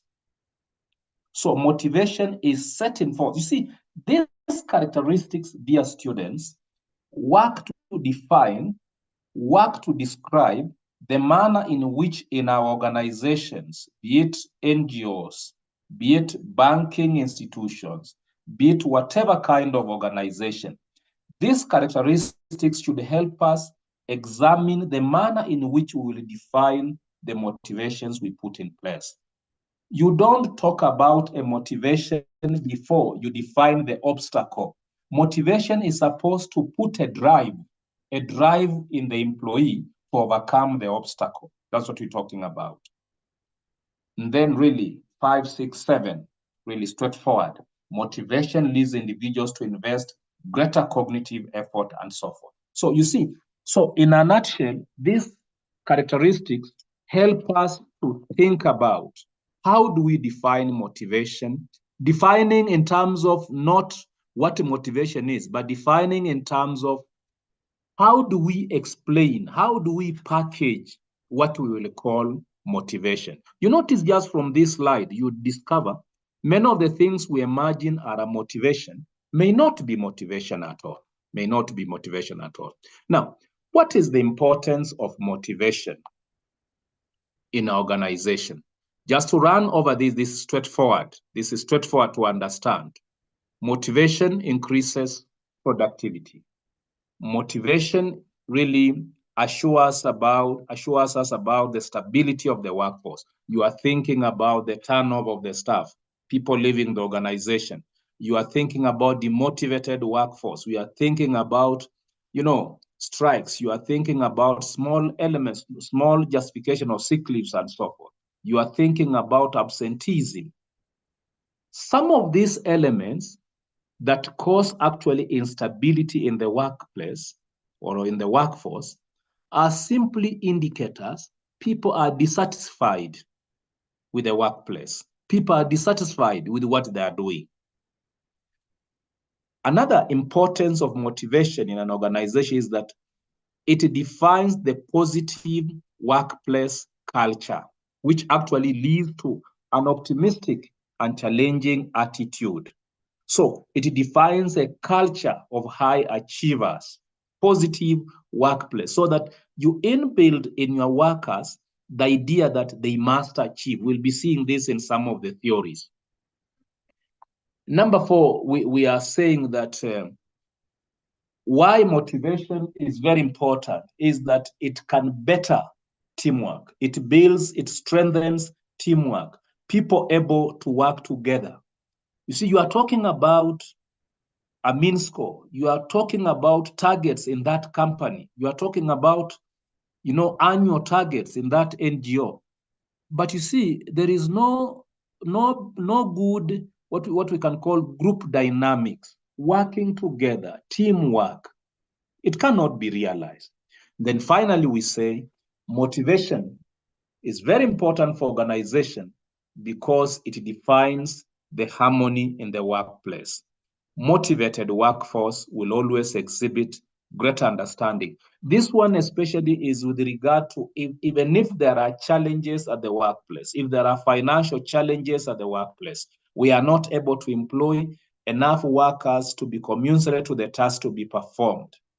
If there is proper motivation in the workplace, this will actually foster a greater understanding of those who are working there, greater level of acceptance, greater level of commitment to implementation, and so forth. So this is why it is very important that we reflect on what motivation at the workplace is and be able really to execute it. However, you will quickly realize that there would be some gaps. Whenever there are gaps between motivation and the task performance, you see, then work is not happening. Because we want to say here, when do you bring in motivation? You don't motivate when the motivation is unnecessary. For example, if there is an equilibrium between motivation and the performance, you don't add the motivation. If there is a gap between motivation and the performance, for example, either motivation is higher than the performance, or performance tasks, the expected performance index is higher than the motivation. How do you recognize this and what do you do? Now, the gaps between motivation and the performance will be immediately seen when, for example, people avoid starting something new. You are in that company and you are trying to tell people, you've summoned a guest speaker to talk to people, to the workers, and share with them new ways, new dynamics, new suggestions of doing things. He has suggested that can we be able to do A, B, C, D? But you find people within the organization are totally avoiding starting something new. That would indicate a gap between motivation and performance. It can also be indicated when simply people resist doing something familiar, something which they have always done. You see, people have been coming perhaps in the office and they have been sitting in those banking halls or those offices at the organization by 7:30. Maybe the line managers, they are there by 7:30. They leave the office, say, by 7 in the evening. It has been something very familiar in the organization. Now it no longer happens. People are resisting to do things that they have done that they have been so familiar with. People may also stop simply doing something important and switch their attention to a less valued task. Examples here again abound. You see, perhaps people have been seeking to look for test items, bring them to school and so forth, and this was seen as something important since we have already covered the curriculum, the syllabus as it were, and we have to do something extra. But people have just decided that no, maybe we just wait until the end of term exam will come about or so forth. Teachers have been setting their own tests on what they have covered. They have been giving, for example, this one is very closely related with the previous one, familiar. People have been doing things that are important. For example, teachers giving daily assignments, and this is something important. Now they have decided that no, we'll just be teaching. Finally, you may be able to identify that there is a gap between motivation and performance when people refuse to work smart on a new challenge and instead use old, familiar, but very inadequate solution to solve new problems. You've always hoped that whenever you present this problem to so and so, then so and so will be able to come up with very creative, very critical directions in problem solving. Now you present it and it tells you, I don't know. This, plus many other related, could be indicators that there is a gap between motivation and performance. I have indicated that this gap between motivation and performance could be defined in two ways. Either motivation could be higher than the performance index, or motivation could be lower than what is being expected of those workers. We now look at the process of motivation itself. After you've realized there is a need for motivation, how does this process begin? Motivation, generally, the process of motivation begins when we recognize either or both physiological and or psychological deficiencies or needs. Now, these deficiencies are the ones that activates behavior or creates a drive that leads towards the goal or the incentive. That's very critical. When or how does the process of motivation begin? Motivation begins when we identify a physiological and or a psychological deficiency or a need. That need must be in the worker. Now, that need is the one that activates behavior or activates a drive. Now, that drive is the one that now pushes the employee, the worker, towards the incentive, towards the set goal. So I just thought here we need to have a clear understanding of what psychological as well as the physiological, whatever, goals are or deficiencies are. For example, by definition, we talk about psychological deficient psychological needs as relating to the thoughts, to the emotions, and the mental processes. Physiological pertains to the physical, the bodily functions, and biological processes. Examples of this, psychological would be talking about perceptions, what I think about working in this school, my memories. I worked last year for this school. I taught, and the head teacher promised us this, but never did it. My emotions, I have no emotional attachment to that class. How does the psychological currents influence us? The impact on mental well-being as well as behavior. So the same, the opposite can be said of physiological. So you see, that's why we are trying to say motivation begins when we are able to recognize those elements, those deficiencies, that somebody is not able to do this that he would desire to have. Somebody is experiencing, you see, a simple thing like an emotion. It could be a teacher is attached to the mean score, is emotionally attached to the mean score. So that need, that deficiency that we don't have that 7, that 8, will be able to move somebody towards a given behavior, as it were. Now, the process of motivation fundamentally consists of 3 interacting yet very interdependent elements. We have seen this before. These are the needs. The needs must be seen at the physiological and or the psychological level. These are deficiencies created whenever there is a physiological or psychological imbalance.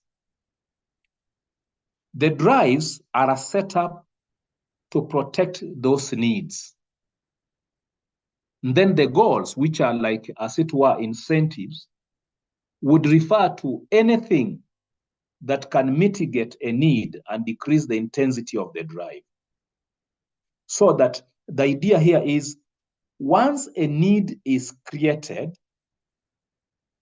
then a drive is placed into motion to actualize that need. This can be demonstrated in various ways. For example, just to give an example, let me think of an example about, say, drives. You see, drives are action-oriented, and they provide an energizing thrust towards achieving a certain goal or accomplishing a certain task. Now, drives are the very heart of motivation. When we are motivating, we focus at those drives. You know, drive is a force within a person. For instance, the need for food and water can be translated into the hunger and the thirst drives. Get that example. You need water, you need food. This need creates the drive for hunger and the thirst. Call it the need for friendship could become a drive for affiliation. The moment you quench hunger and thirst, then the need for food and water, is solved. The moment you are a member of this group, then the need for friends is solved. Now, if you take that example and push it into the goals, for example, we are saying here that, goals can be understood to be incentives, and we are defining incentive as anything that can mitigate a need and decrease the intensity of a drive. So look at the examples we've given, the intensity of a drive. You see, the drive there in the food and the water, the drive is hunger and the thirst. So you move in to work on that drive for hunger and the thirst by giving the food and water, and then it is done. So that eating food, drinking water, and obtaining friends will tend to restore the balance and reduce the corresponding drive. Once the drive has been reduced, then the incentive has worked it out. Once it has been reduced, then the organization has reached its goal. So that whenever you are talking about the process of motivation, you must think about, can you be able to define the need at the physiological, the psychological level? Can you be able to define the imbalance? Is that what we are trying to do when we say, for going to class this number of times, we'll give this amount of money? Do you notice that? Could it be what we would have done when we go to the parade? There are those teachers, you may give them those money they don't feel, but the fact that you'll name them in a parents' meeting, you have satisfied that psychological imbalance. He wants to be known. He wants to be recognized, as it were. So you can see those three elements are very fundamental in actually causing the process of motivation to, as it were, move. Now, as you struggle to cause the motivation, the process of motivation to come into being, it is important to focus on the goal. The goal here, we make a very practical explanation. The goal here, remember, always the organizational goal. What is the goal of the organization? What is it the organization wants to achieve? Remember, we said this could be expressed through the mission, the vision, of the organization. Sometimes you would have what we call the core values of the organization and so forth. So that becomes what you want to achieve, what we are calling the goal orientation. Motivation is hinged on what we call goal orientation, because goal orientation is actually the reasoning behind our goals. So when you talk about the vision of Daystar University, when you talk about the vision of that NGO, that UN body, the vision of this and this, that vision, that mission is the reasoning, is the rationale that underpins the goals of that organization. So this reasoning, this rationale is what actually defines what we call the goal orientation. Now, motivation must be aligned in the direction of the goal orientation, as it were. Now, goal orientations, or rather simply goal orientation, is actually at the heart of motivation. And we can either approach, goals in two broad ways. Either by a mastery of goals. We can actually approach it through what we call mastery of goals or performance goals. These two are very unique. When you are talking about mastery goals, here you set up a goal with the intention of mastering the skill or a task. This task or this skill is actually what will now be defined as mastery goal. So you set up a goal that this is what you want to achieve. And your intention is you want to master the skill. For example, I give an example of a teacher in a school.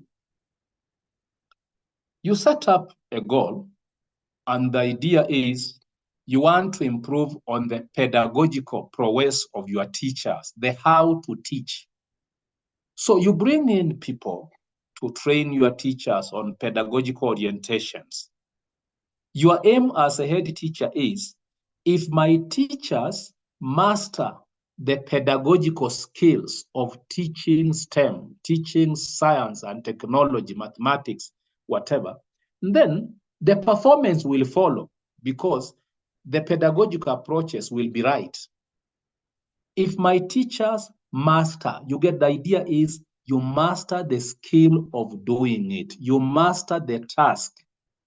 So mastery goal setting leads to greater intrinsic motivation, because here, the idea here is I'm motivated to master how to do it. My orientation is to master how to teach mathematics. My orientation, if you are in the banking, NGO, whatever, my orientation is to master how to talk to clients so that more clients can buy the products of the organization. So mastery goals as an orientation in motivation promotes intrinsic motivation, promotes resilience, promotes determination to complete the goal. So here we're saying motivation or incentive is directed towards forcing a mastery of doing the activity. The goal here is to master the skill. So the question you ask is, have you mastered the skill? So if you are the CEO, if you are the head of a section, the motivation here is directed towards making those who work under you master how to do things, the how to do things. Not have you done it, but have you mastered how to do it? You see, have you mastered how to do it?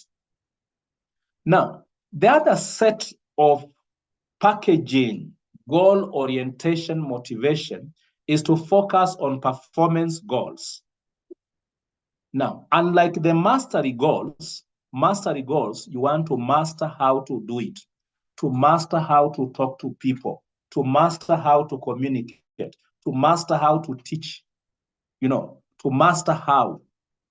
Performance goals now take the direction of not mastering how to do it, but the fact is, have you done it? So you set a goal with the intention of achieving an extrinsic outcome, such as a trophy. So have you done it? You see? So here we're talking about, this is why it's known as performance goals. Have you done it? So motivation or incentive here is directed towards causing somebody to do, causing somebody to perform. The goal is, have you performed? So you notice here the difference. Let's go to the school setting. Performance goals. Have you gone to class twice every day? Have you taught your lessons this weekend? So have you done it? So if you have done it, you get your money. Mastery is, how did you do it? So performance, have you done it? Mastery, do you know how to do it? So you notice here the basic foundation of these two is such that the mastery goals, if you set before your workers mastery goals, then you are emphasizing on intrinsic motivation, because when people act and achieve the mastery, achieve the skills, then the motivation is within. The end result is, have I mastered? Performance goals, when people act with an idea that mine was to complete the task. And this is actually fundamentally, dear students, what we talked about 2 weeks ago, about syllabus coverage. So you can see, number one, mastery goals. How have you covered the syllabus? Number two, have you covered the syllabus? There is a whole distinction with that. Mastery goals. How have you covered the syllabus? You went out, we gave you some money to go out to talk to customers, to go to market the organization. How did you do it? Mastery goals. Number two, performance goal. Did you go out? Yes or no? So you can see where we are. To understand these two elements and how they determine how we motivate and how we set our motivation targets, we now look at what we call the achievement goal theory. This can help us really understand this. We look at the achievement goal theory. And this actually summarizes what we've been struggling to do in the previous slide. Achievement goal theory argues that a person's degree of motivation to achieve a goal is influenced by their goal orientation. And there are 4 goal orientations that are actually, as it were, obtained from what we have been talking about. So mastery goals and the performance goal, each one of these will give 2 goal orientations. Look at them. When you are talking about mastery approach, either you can look at it as your employees wanting to complete a task for the purpose of self-improvement and learning as much as possible. You see? So they want to complete a task. Maybe you've sent them into some training in the organization, maybe 1 week training, 1 week workshop. Have they gone there so that simply they can justify why they received that money and the week is over? And even when they are there, they are only basking in the sun and wishing, when will they come back? Or is it in this first way of understanding it, mastery approach, your employees want to complete that training, that workshop, for the purpose of self-improvement. So you can see the intrinsic motivation, self-improvement, and the learning as much as possible. On the other side, the flip side, it could be defined in the negative sense, where the employees want to avoid a task because they feel they won't learn as much as they need in order to complete the task. So you see, in the first place, employees are moved to complete a task because it will help them achieve the skills, the self-improvement, achieve the skills. And in the flip side of it, you see, they want simply to avoid that task because they feel even if they perform that task, they won't learn as much. So the example in that lane is to think of it that you've brought in a workshop and you've proposed that in every department of your organization, 2 people must be produced to go for that training, that workshop. If you wanted intrinsic motivation, ask yourself, what have you packaged? When you share with your employees that the schedule for what they'll be trained, ask yourself, what have you packaged? Have you packaged in such a manner that employees will be able to see the benefit of what they're going to learn? Or have you packaged in such a manner that people are saying that, what is it that is in this to learn? So mastery approach and mastery avoidance. Performance approach and performance avoidance can again be explained in a similar manner, whereby the desire to complete a task is placed there in order to outperform a peer group, achieve the appearance of superiority, and receive an extrinsic reward. So you see, the drive here, the drive to perform is not what I'll gain from it. So you see now, this example here can come in our schools. Why are teachers teaching? Why are they drilling those learners? Why are they, teaching, making those extra schedules to teach and so forth? And you discover it's not about these learners, it's not even about whatever it is. It's about outsmarting the other school. And so the ranking. So you see, instead of moving in, what are the difficulties the learners have? Then you can understand why the things of exam cheating, whatever would come in, because this is extrinsic. And remember, the issue of mean score is extrinsic in such a manner that once they are performed, there'll be an extrinsic reward. And then there is the performance avoided. So the difference between this is that when you look at the mastery level, what is it that will cause people to move in to master a skill? Because they have seen something that will benefit them, intrinsic motivation. What will push people to avoid mastery? Because what you are presenting, they don't see in it anything that will benefit them. Performance approach. What will push people to perform? Because they can see this is very much in a group dynamic. They can see that they are wrestling against that.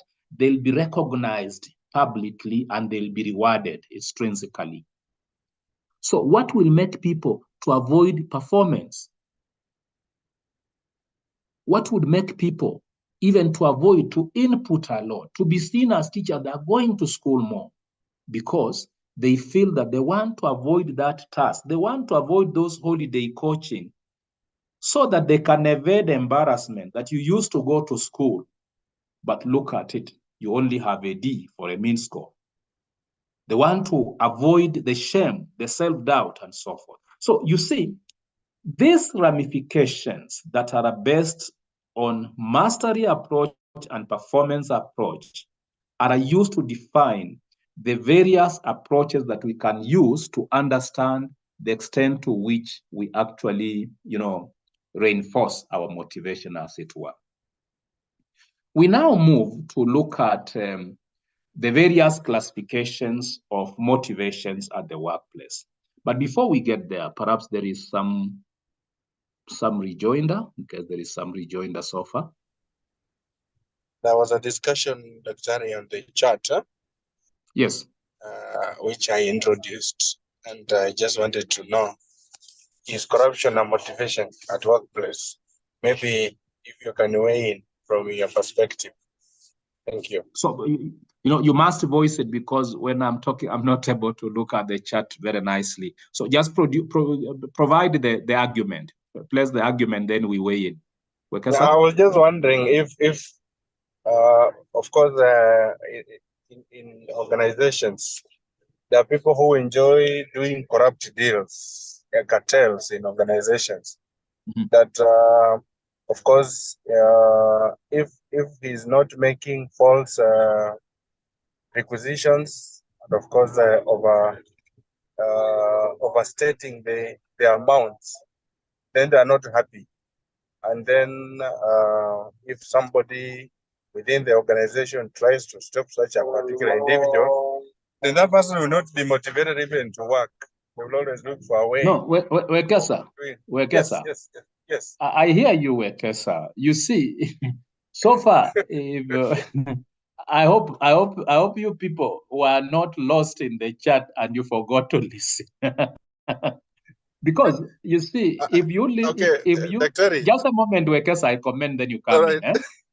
You see, if you've listened in very well, I'm trying to use your words that this person argues that if a new CEO is brought in, and this CEO is very keen at accountability and is trying to make sure that records are straight, and he's even saying that for the first time we'll bring in the biometric, lock in and lock out.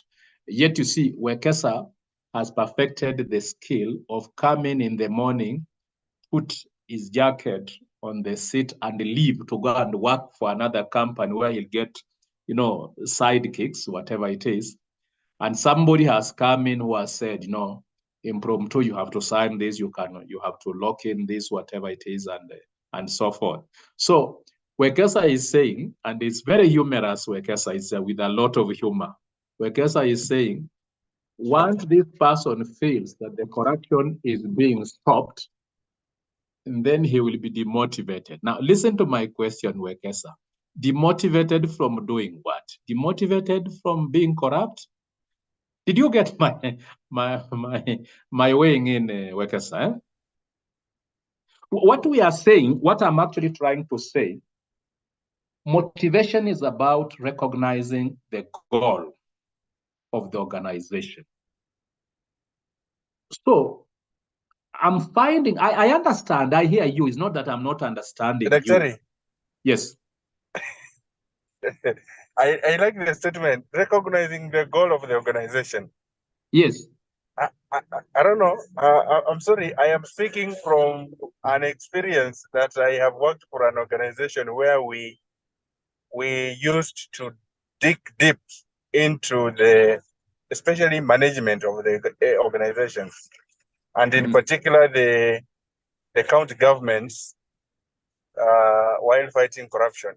Now, the CEO, who is actually the governor in the organization, the deputy governor, those people in procurement, and of course the finance department, always knows the goals of the organization. But they're the people that propagate corruption for them to be motivated to work. So using your own statements, Daktari. Yes. Wouldn't I then be right to say corruption can be a form of motivation for somebody to purport to be working very hard to realize the mandate? No, of the organization. There is a word you have underlined. Wekesa, these things are such that wherever you try to run away, you are caught up by them. You have used the word. Would I not be right to say corruption is a kind of motivation where, I want that word, where somebody will purport. Did you get that? You used that word yourself, will purport. Because you see, there is no way organizational goals can be can sleep on the same bed with the corruption within the organization. Because obviously, corruption within the organization undermines the goals of the organization. Think about, I'm yet to see how you will show me, you have to demonstrate, motivation must be linked with the goals of the organization, must foster the goals of the organization. So the challenge is, how can we explain the fact that, for example, by stealing from an organization, then an organization makes more profits? For example, if you work for a bank, by stealing from the profits of the bank causes the bank to make more profits. If you are teaching in a school, education is about, for those who are teachers here, it's not just about the grades, it's about creating those holistic people.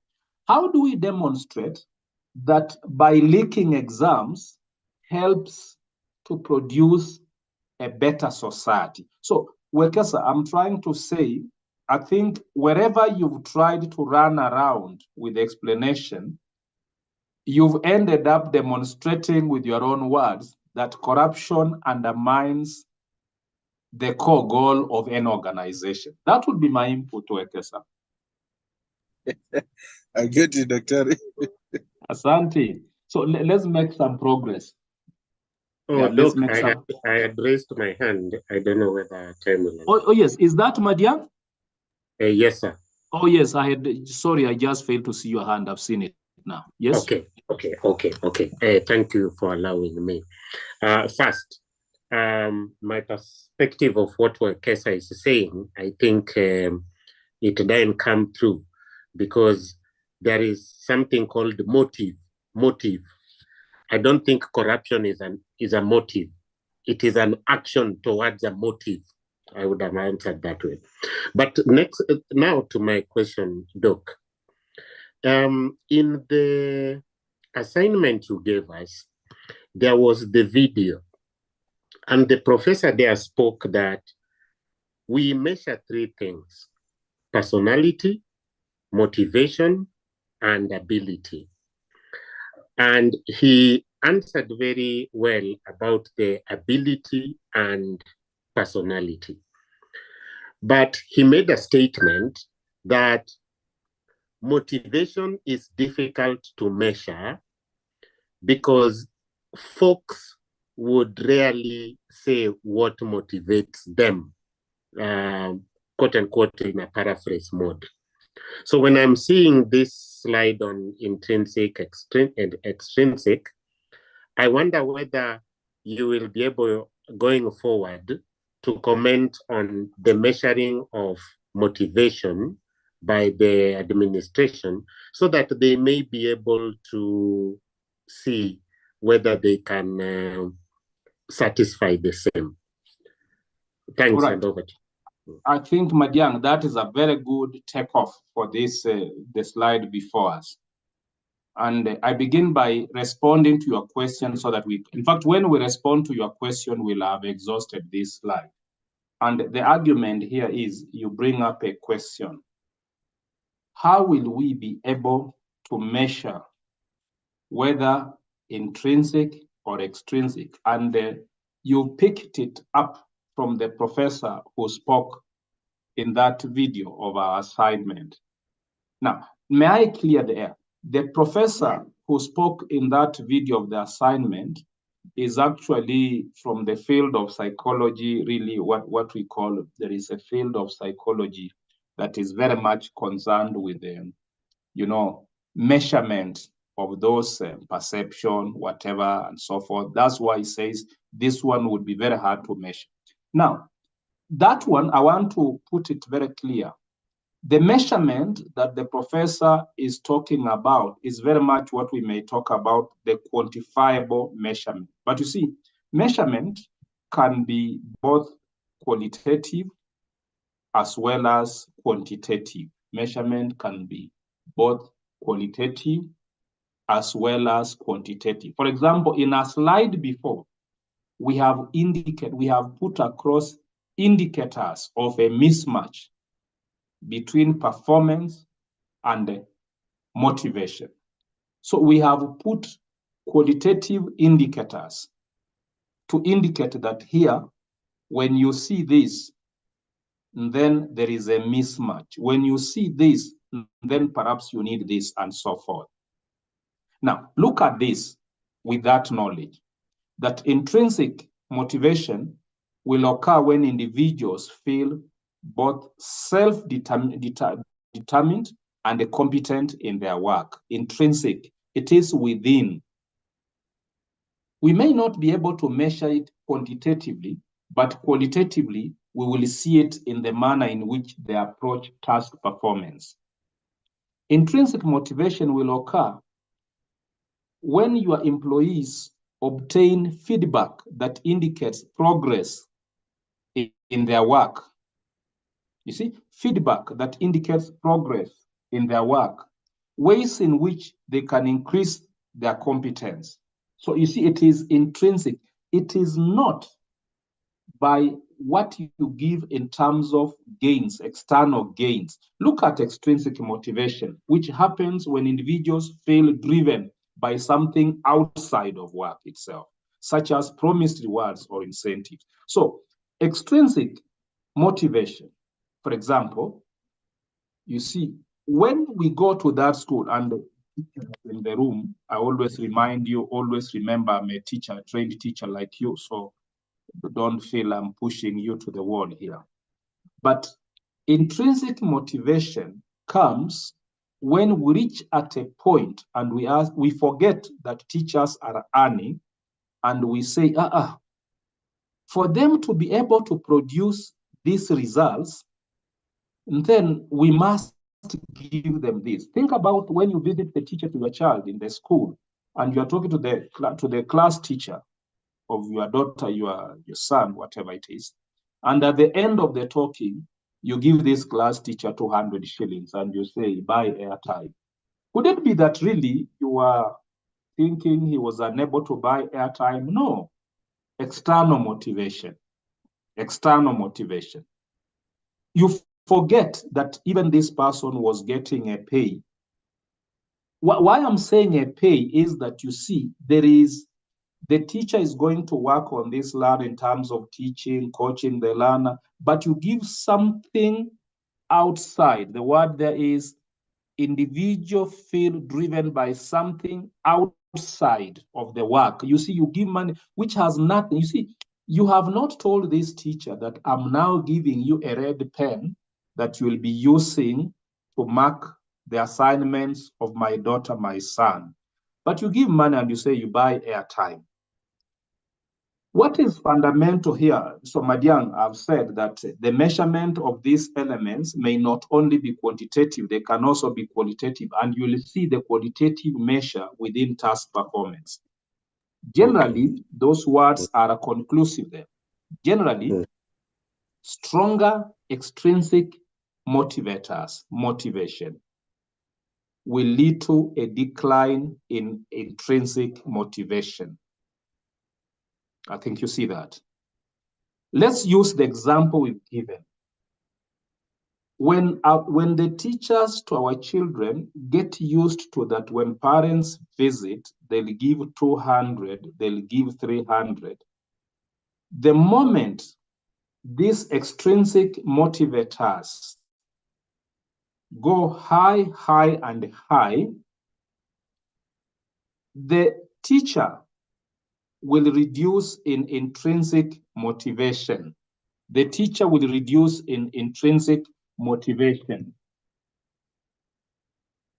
You know, the idea here is, if the teacher has been going to class voluntarily, and the idea here is, before the headmaster introduced the idea that we'll give you something, the quote unquote something, this teacher has been going there, intrinsic motivation, because he has seen this learner has this difficulty. But now we've started the extrinsic motivators.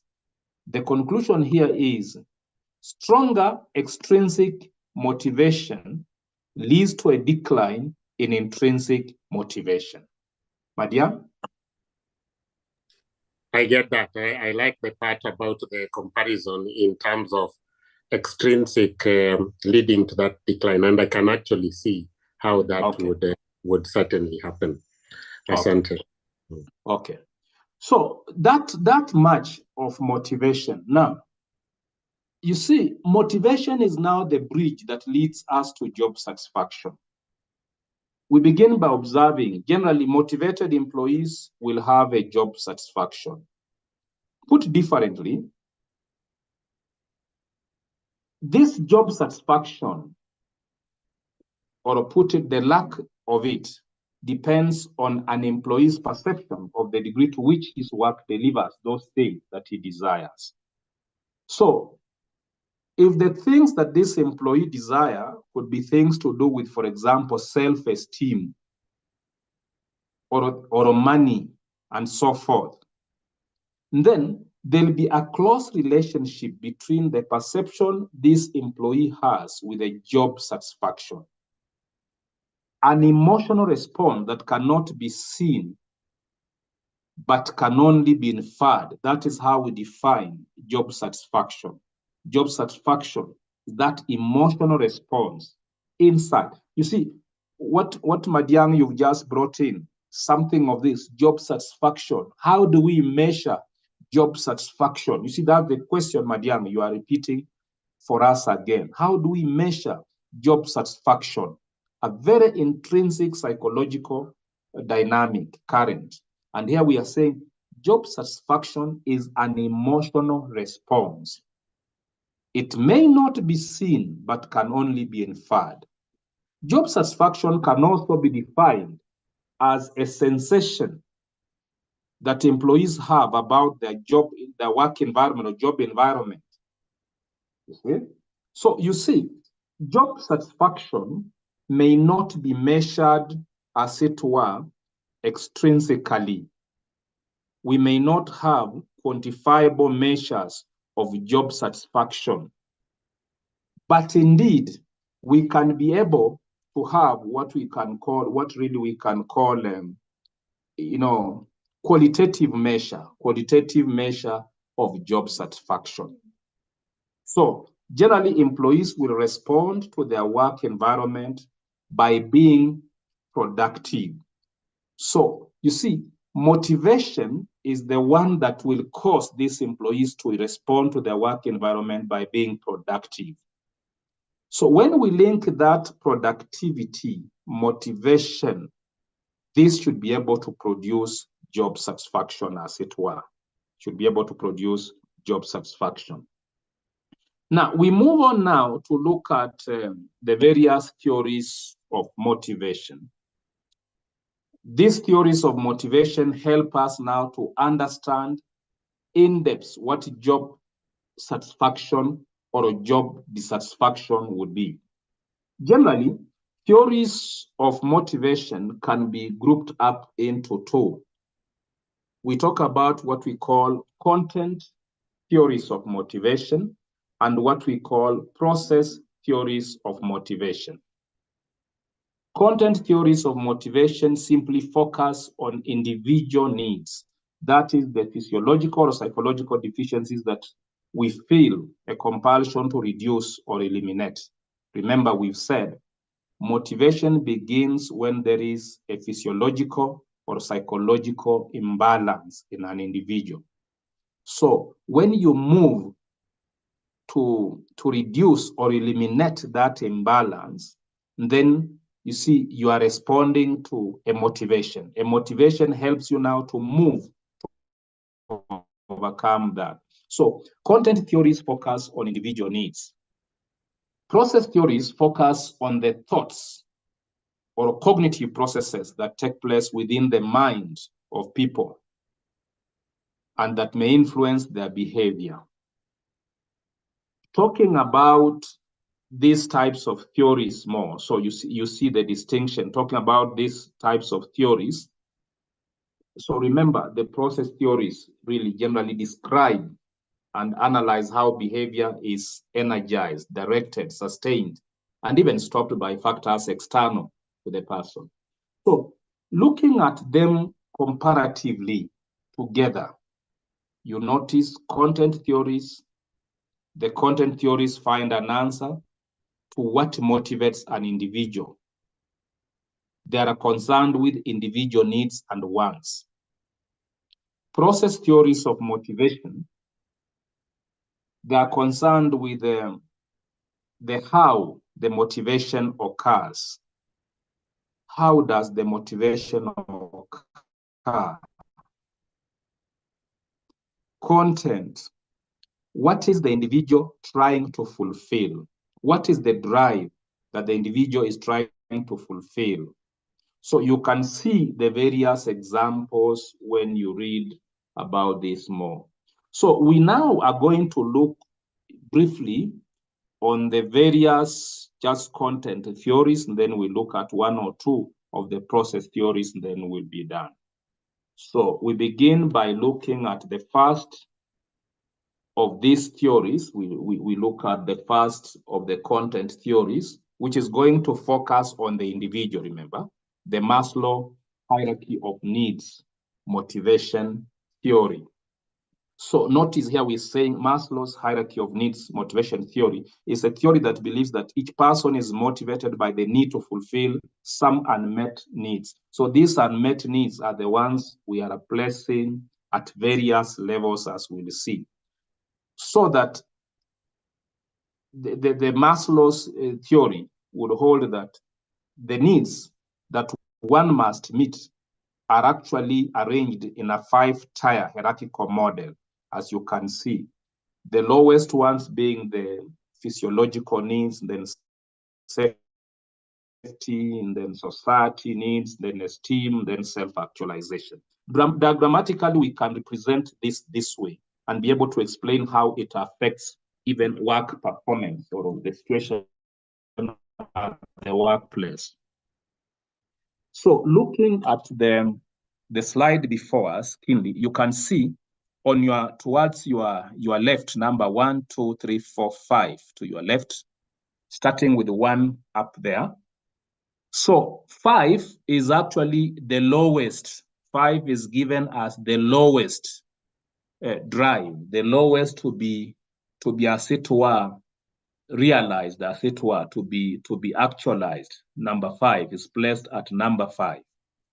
So number 5 is the drive for survival. Very much physiological, the drive for survival, very much physiological.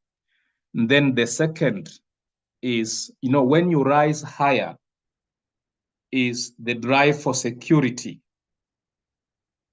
When you rise slightly higher, the drive for belonging. When you move a little bit higher, the idea of importance, esteem, importance. And then at the apex, the highest of the drives here, really, when somebody reaches there, really is up there, is the drive for self-actualization, Now, we want to look at this and see how each of these hierarchy of needs within Maslow can address itself to employee motivation. Now, look further to the left where number 5 is, and you notice when employees are at this lowest level of physiological needs, these employees, what they see at the workplace is they define themselves as, I'm only in this school to make money, for the money I get at the end months. I'm living when I can. Really, I'm not satisfied with the job I do. My work doesn't excite me. I'm only watching the clock. I may leave anytime. This employee is less engaged, is not engaged at all. Is not engaged at all with the organization. So he goes there. This is the kind of teacher you'll find when he's not the master on duty, you are disturbing him when you say those learners are walking slowly in the school compound. It's none of his business. He's in that school, he's in that organization to earn a monthly salary. He's ready to leave anytime if anybody else other than this one will offer money for rent. They leave anytime. This employee has no connection, has no umbilical cord with the organization at all. This employee is not part of the institutional culture. This employee doesn't mind whether learners come before him or her in hanging shirts because he's not the master on duty, he's not their class teacher. This employee doesn't mind, for example, if he's a teacher, if learners are fighting before him or her, he's less concerned. He's in this organization to fulfill the lowest of his needs, the physiological needs. Then, as you move high above, when he makes a step high above, the number 4, the one now who is seeking for security, safety, after the physiological now, seeking for safety. You see, here, this one, we describe him as disengaged, meaning he could have been there, but now he's disengaged. So this is the employee who is at the workplace and is interested simply in overtime. He counts. Can I be able to get a sick day off or not? This employee contemplates more about the poor working conditions at the workplace, not how to better them. The rest, because you'll get these slides, I leave it to you, you can see. And then when you move slightly higher, at the level of society, the level of belonging, the social drives, the level of the society, this employee is almost engaged. He knows that he's part of something bigger. I'm almost engaged, but there are times when I'm not.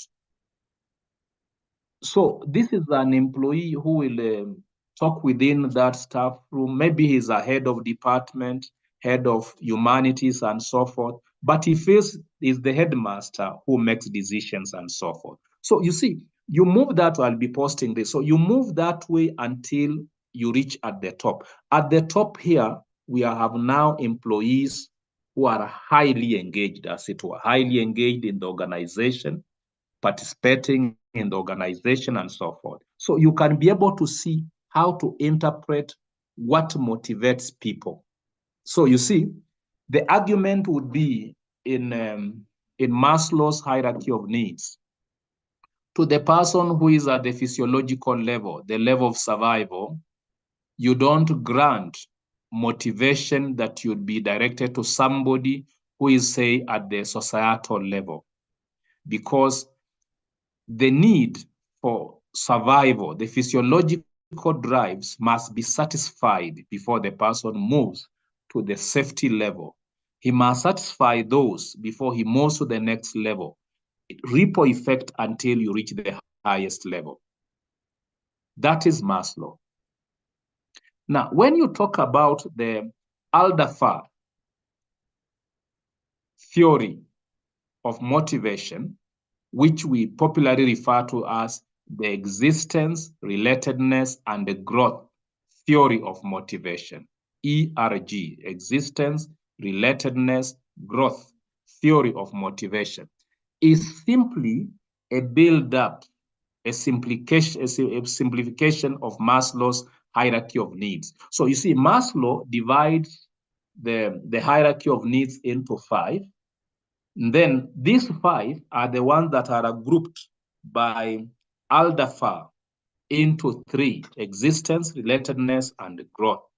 So you notice these 3 needs may be of different levels or priority, but they can happen at the same time. That's really the uniqueness, because this is not simply, this must be satisfied. No, several can happen at the same time. Now, the diagrammatic representation of this helps to understand this. You can see, put it at the lowest level, you have the drive for existence, the E, drive for existence, the material objects. So you do the things that satisfy your drive for food, the drive for water, you drive for money. The idea is drive for existence, to multiply wealth, to multiply whatever things that will make you, survive. So you can hear Maslow in that. So once you satisfy those ones, although it can take place side by side with the others, then at the second level is the struggle, the drive for relatedness. So this is the social drives. If you just go back to Maslow a little bit, you can be able to see at the lowest level, survival, the physiological needs. This is what actually you are seeing there, the material objects. And then relatedness drive, these are not material, abstract realities. You are looking for interaction with others, the affection with others, love with others. You are competing with others. You want to recognize in the midst of others and so forth. And then you now overcome the idea of fighting for material objects, possessions. You overcome the idea of fighting to be seen among others, relatedness, and you rise to the highest level, whereby the drive here is pushed by a desire for continued personal development and growth, self-esteem and self-fulfillment. Notice that there is a very close relationship between Maslow's hierarchy of needs and Aldafa model of needs motivation. If you look at the diagram before you, you can now see we begin in the middle. When we begin in the middle, the pyramid in the middle demonstrates to us Maslow's hierarchy of needs. You can see from the lowest physiological needs, air, water, food, sleep, clothing, shelter, warmth, sex, and so forth, physiological needs. You rise to the second level, safety needs, that's Maslow, the psychological security and protection, the physical security and protection. Safety is the focus. And then you rise to the third level, the drive that is marked up with the love needs and belongingness. So the idea of family, the idea of relationship, membership in a group, affiliations, like what we are having now in that third level. Think about the social media. Think about when you post something on social media, say you post something on Facebook, and you keep on peeping in how many have reacted to it. That drive, is a drive for belonging. That do I belong to anybody? Think about the many people, if you are to ask yourself, so-called the Facebook friends. Think about how many of those Facebook friends really. You might find maybe you only know 5% or something. This is the third level drive. You see, you don't know these people, but when you write something and those who are able to see it on Facebook are able to comment on it, you feel an inner drive for love, inner drive for belongingness, family, relation, membership in a group, and so forth. That's why even we join these Facebook groups, whatever it is, and so forth, you are at that third level. And then as you rise up, you reach the esteem need, the self-esteem need, the otherness esteem needs. The idea here is now you rise above just belonging to a group and you begin to see the worth within you, At that level, you can understand we are now talking about more of the intrinsic motivation before you reach the highest level of self-actualization, where you'll do things irrespective of who is watching, irrespective of the motivation. Now, if you look at it that way, then in the middle, then when you move towards the right-hand side, you now see what actually we have defined as the Aldafa modified needs hierarchy. So you can see beginning from existence of needs, I mean, not of needs, rather existence needs. This is the physiological. The needs that when satisfied, they make you to exist. They guarantee your existence. So you can see how they cut across in Maslow's pyramid. And then you move to the relatedness needs, the social relationship and external esteem, before you move to the highest, which will cut something of the esteem needs into the self-actualization of Maslow, where you get now the growth needs. Growth needs. Now you can understand psychologically, as an individual, you now grow, whereby your esteem, your value is not determined by how many have commented on your Facebook post, how many have commented on your WhatsApp post, and so forth. So if you move, if you observe far to the left, you can now be able to see, and now, just for the sake of explanation, Madiang, you know, I'm calling upon your name as a representation of others. You can now look at this to your left. The lower you come in the needs, the more you can measure quantitatively. The needs there are more quantifiable. The higher you rise and the more you mature psychologically to self-actualization, the more the measure becomes qualitative. Further to the left, the lower you come, which is more quantitative, the more the measures are objective. Do I have water? Yes. Do I have the physiological needs? Yes. But the higher you go, the realization there becomes more subjective. So we will see you in how you act and so forth.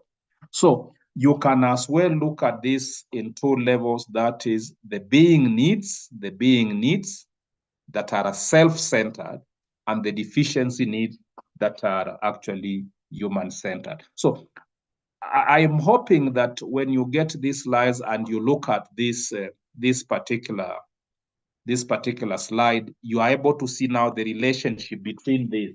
You are able to see the relationship between these, and you'll be able to appreciate how they interact and how they are related and so forth. So having looked at that relationship, then we briefly look at what we call the Noria's 4-drive model of employee motivation. The Noria's, this one developed by Lawrence and Noria 2002. So the 4-drive model here, the focus here is simply that Noria states that there are 4 basic human needs that underlie and influence our behavior at work, that employees at work operate on the basis of 4 basic human needs, if you like, underlying drives. So beginning at the lowest again, like in Aldafa and Maslow, beginning always with the lowest, the drive at the lowest level is the drive to acquire and achieve. Some authors call it the drive to conquer, the drive to acquire and achieve. Some books call it the drive to conquer. So that is at the lowest level. In fact, you will understand this even in developmental psychology. So you'll get those workers at the workplace whose focus is to acquire. What am I able to acquire? What am I able to achieve? So if you look at that and you look at what we have seen before, you can still see it is at the lowest level. What am I able to acquire? What am I able to acquire? What am I able to achieve? More or less the physiological needs and so forth. And then when you move now to the second level, it is what Noria and Lawrence would define as the drive to bond and belong, to bond and belong. And again, when you, sorry for that, when you look at this, you are able to see in Maslow's the drive to bond and belong. Then you are talking about safety needs and the love needs, the drive for belongingness. You can again see the relationship. Different thinkers looking at the same time under different lenses, as it were. And then the third drive there, basic human drive there, is the drive to be challenged and to comprehend. For example, here, you see, the explanation would be, we perform better, people in this level, we perform better when we are engaged, not when we are bored. We perform better when we are learning on the job.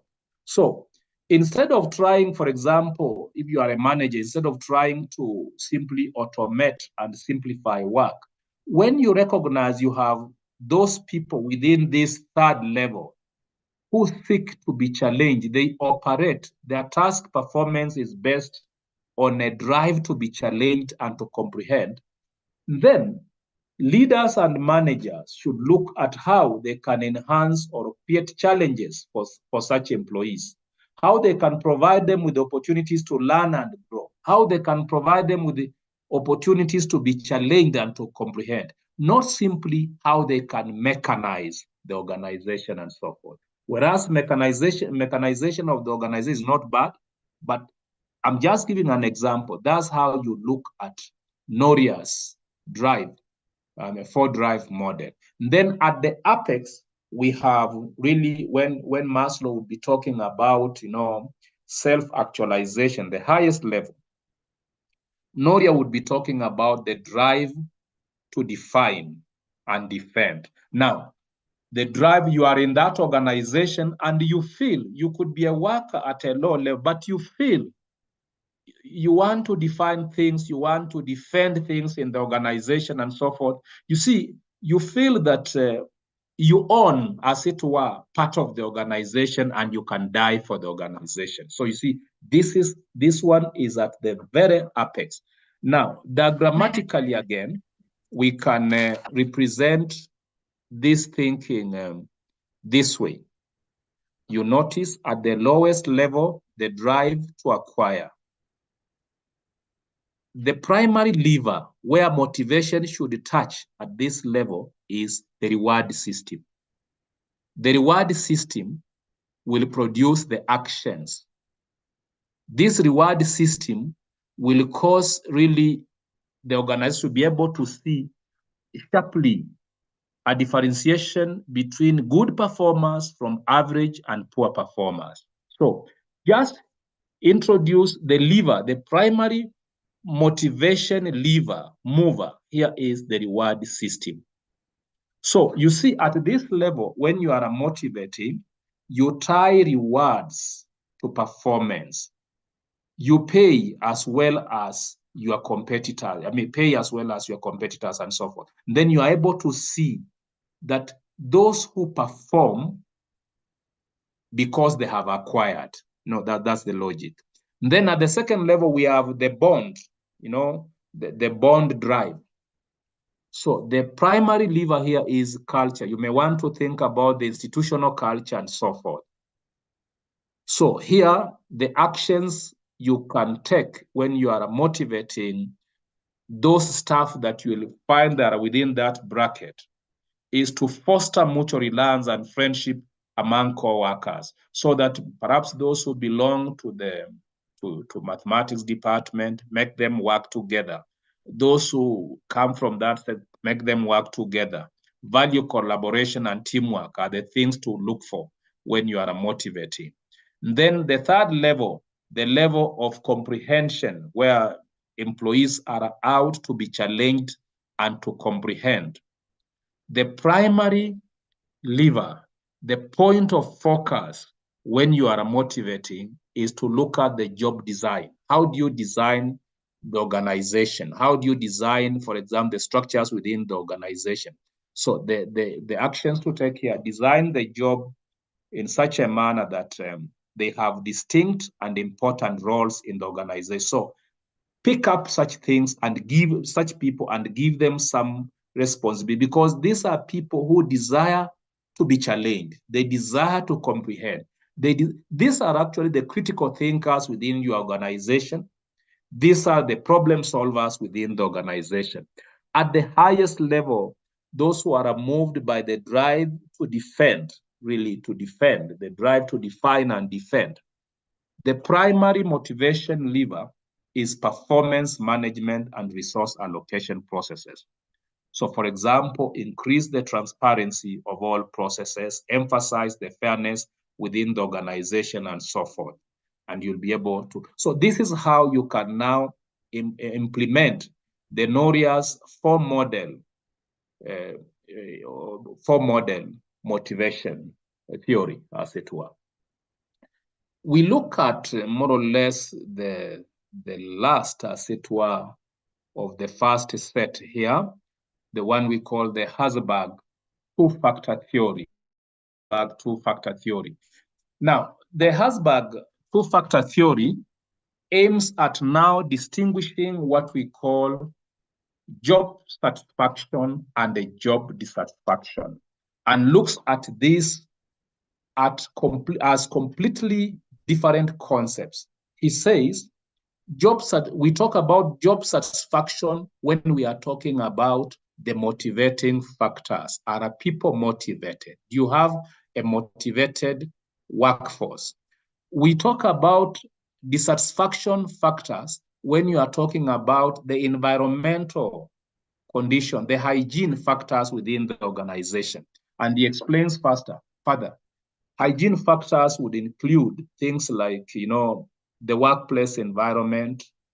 For example, the cleanliness. Ask yourself in your organization, are toilets flushing? Are toilets clean? Is the compound clean? You see, you are a CEO in that organization, and you feel the school is about teachers go to class, get out. But you see, look at, for example, the toilets of your staff people. Look at the compound and so forth. Look at the bathrooms. Look at how clean the staff room is and so forth. This is what we are calling the hygiene factors of the workplace. Look at the relationship between what people do, what people give to the organization, and the living pay. Look at whether there is adequate break time at the workplace and so forth. These are hygiene factors. Look at whether people go on leave in your organization or not. If people don't go on leave, their output is again negatively affected. So you can see hygiene factors will now define whether people are dissatisfied or not. You see, Herzberg two-factor theory wants to say it does not follow when people are not dissatisfied, it means they are satisfied. It's a very complex and a narrow discussion there. Herzberg says, you see, you can motivate people, but people are still dissatisfied, because job dissatisfaction is about the hygiene factor. The focus is on the hygiene factors at the workplace, whereas job satisfaction is about the motivating factors. And these two are not the same. You notice motivating factors tend to relate more to the job itself. So motivating factor would look at, for example, things to do with the technology. Remember, in the very first lectures, we talked about the technology. You see, the technology, the organizational technology. How do you motivate people around that? So motivation factors, the satisfaction factors, if you like, they are about the job itself, including things such as increasing skills or responsibilities of your workers. So what is to note here? Look at this fourth bullet. Adequate salary, good working conditions, respected supervisors, and likable co-workers will not produce a satisfied worker. They will only produce a worker who is not dissatisfied. And that's what I was saying. It is possible to have workers in an organization who are not dissatisfied. They are not dissatisfied. We underline that. They are not dissatisfied. However, these workers could be, you know, they are having adequate salary. They are having good working conditions. The supervisors are very good. You know, their co-workers are very likable. They are very good. So since you've granted all those things, you will not produce a satisfied worker, but you can end up actually having a worker who is not dissatisfied. So what I mean by this is that it is possible to satisfy motivating factors and they fail to satisfy the hygiene factors. When you satisfy the motivating factors, you produce a workforce that is satisfied. But listen to the language. But when you fail when you fail to give the hygiene factors, but you've given the motivating factors, you can have workers who are satisfied, really, because you have motivated them, but because of the hygiene factors, they are actually dissatisfied. In a nutshell, in summary, Herzberg two-factor theory essentially divides Maslow's classical pyramid into two distinct and separate factors that actually motivate employees. That is the job satisfaction and the job dissatisfaction. So whereas motivators are about better on the job performance, may increase motivation. For example, work overload can become a dissatisfier. So people are motivated, but they are dissatisfied. Now, this dissatisfaction cannot be solved by putting in place the motivating factors, but by attending to the hygiene factors, as it were. By attending to the hygiene factors, as it were. Now, looked at diagrammatically, we can present it as shown here. You can see the Herzberg two-factor theory. You can see having the two divides, the job satisfaction and the job dissatisfaction. Job satisfaction is influenced by motivator factors, whereas the job dissatisfaction is influenced by hygiene factors. So if we're looking at this, if you're thinking about improving the motivator factors, then you are seeking to increase job satisfaction. The moment you improve the motivator factors, you are increasing the job satisfaction. Now, job satisfaction, how do you do it? You talk about the achievement, the recognition, of those workers. You give them responsibilities. Think about the work itself, the advancement, the personal growth, and so forth. Now, job dissatisfaction, you think about the hygiene factor. The hygiene factors are about the working condition, the core worker relations, and so forth, the policies, the rules at the workplace, and so forth. So if you are thinking about improving the hygiene factors, listen to that. If you are thinking of improving the hygiene factors, then decrease the job dissatisfaction. So once you improve the hygiene factors, you decrease the job dissatisfaction. So it is you to see, what are you dealing with at the workplace? Are you dealing with a situation of a need to increase job satisfaction? In fact, that is the word. Are you dealing with a need to increase job satisfaction, or are you dealing with a need to decrease job dissatisfaction? If you want to increase job satisfaction, then address the motivator factors. If you want to decrease job dissatisfaction, address the hygiene factors and so forth. So you can see we can rely on these two-factor theory really to motivate people at the workplace. And when you look at this, you'll be able to see this. Now, the last of this set of theories is what we call really the McClelland's need theory of achievement, the McClelland need theory of achievement. So you see here, three things come to the fore. Three things come to the fore. That's why we call it the McClelland's three-need theory of achievement. So the first thing is you look at the employees who are motivated by achievement. So you categorize your employees into three categories. McClelland believed that employees at the workplace can be categorized into three. The first category is those employees who are motivated by achievement. The second one is those employees who are motivated by affiliation. The third category is those employees who are motivated by a search for power. So again, if you were to pick on the first basic theory, the Maslow's theory, you can be able to place this. You notice employees who are motivated by achievement, the lowest level of physiological, psychological needs. The second one, employees who are motivated by affiliation.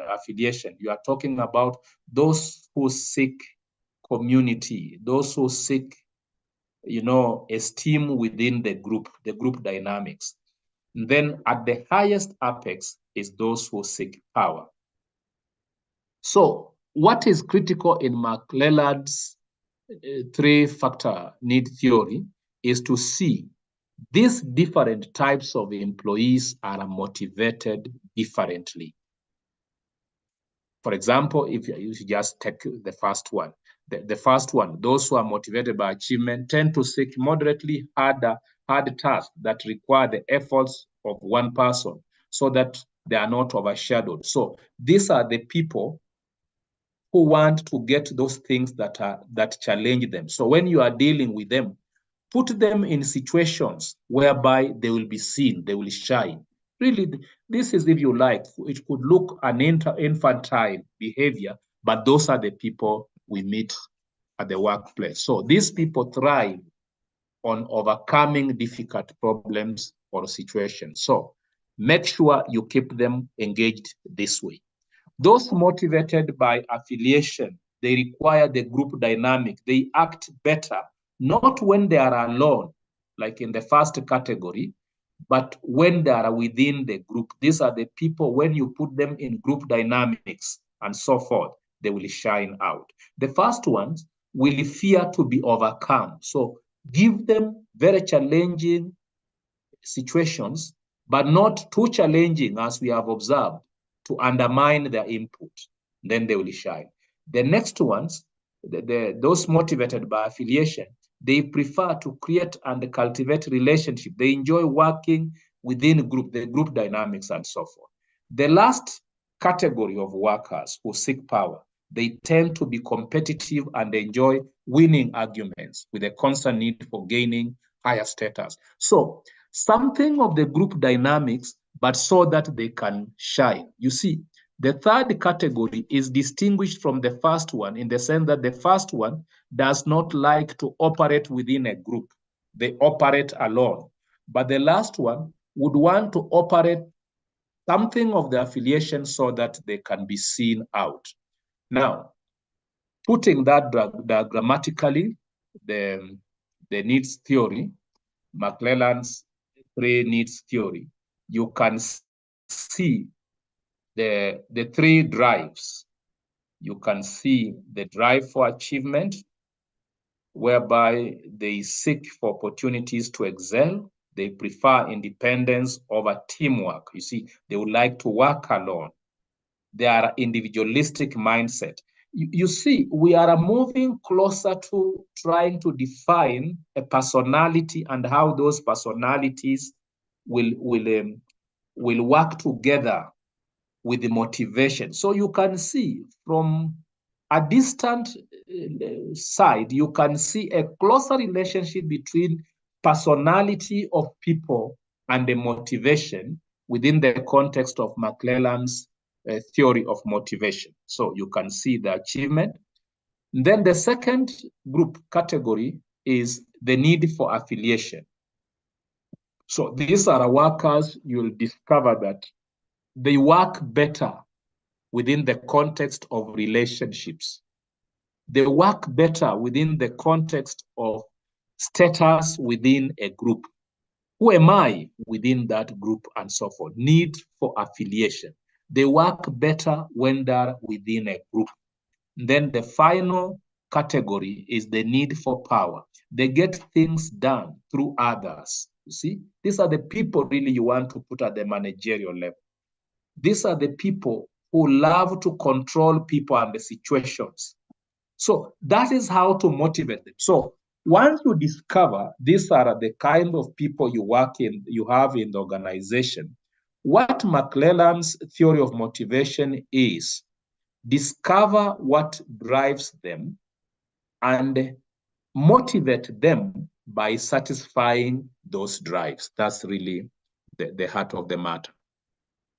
So finally, just really at the tail end, really the process theories as contrasted with the content theories. Remember, the process theories of motivation, they explain why behaviors are initiated. No, not how behaviors are initiated, but why behaviors are initiated. The focus is on the mechanism by which we choose a target and how we operate. So there are so many theories, as it were, process theories, and for the sake of this, just two. The first one is what we call the Vroom's expectancy theory, which is actually pegged on three things, the Vroom's expectancy theory. So according to Vroom's expectancy theory, the employee must believe, really, the assumption here is that the employee must believe that, there is a task that is achievable and that he can achieve that task. So you notice it has three levels. The first one, the expectancy theory begins by the employee strongly believing that, the task can be done. The task can be done, it can be realized. So the employee must believe that the task which is before him is achievable in order for them to put effort. So expectancy theory, you see, it begins with expectancy. The employee must expect that he will achieve it. When you set up the mean score to motivate these teachers towards the mean score, when you set up the idea in a bank, for example, that you tell your workers, you must put together, you must at least open 10 or 15 new accounts in the bank within this coming week, the employee will only act if he or she believes that the task is achievable. If he believes the task is not achievable, he will not act. That's very important. Now, if the task is doable, the employee will now be keen to perform well in anticipation of the bonus. So that bonus is the expectancy. Expectancy is the belief that the more effort I put in this task, the greater the performance and the better I'll benefit, as it were. Expectancy. That's why we call it expectancy theory. You act on the basis that you believe that you will overcome the task before you, and when you perform that task, then you'll achieve something. Expectancy. You act because you expect you'll succeed. So because you expect you succeed, your action becomes an instrumentation, and we call it instrumentality, an instrumentation towards what you expect, as it were. So the employee must now also believe that the effort that perhaps I as an individual am putting into this will get me to the desired outcome. So that once I believe that, then I see my form of action not as doing it for the organization, but actually I'm becoming an instrument to achieve what I expect. So you see, the organization must then deliver the outcome it promises. Now, valence, the word valence from the word value. Valence is about what value we place on the expected outcomes of our efforts. Valence. So you see, you expect something, therefore you put in effort. Because you expect something, you put in effort, you become an instrument, and you keep on doing it because you are motivated by the value you attach on what you are actually, as it were, expecting. The final theory, then we finish, is what we call the equity theory. The final theory is what we call really the equity theory. And the equity theory here is really a motivation, believes that motivation is directly related to the person's perception of fairness, or if you like, a non-equity. So if the employee sees that there is equity, there is justice in the organization, then they work better. For example, if you are teachers in a school, if you believe that if I put in more, I'll be paid more, then you'll work better. You'll be motivated in that direction.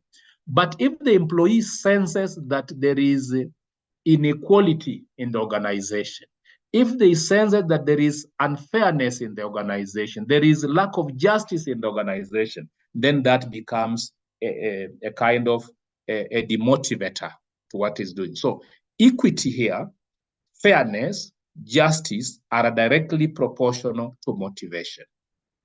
The moment equity, justice, fairness grows in the organization, the more motivation they become or they offer. So people will start actually comparing specific inputs, like, how many hours did I put in and how many hours did so and so put in? What was the compensation and so forth? So this again, finally can be diagrammatically presented.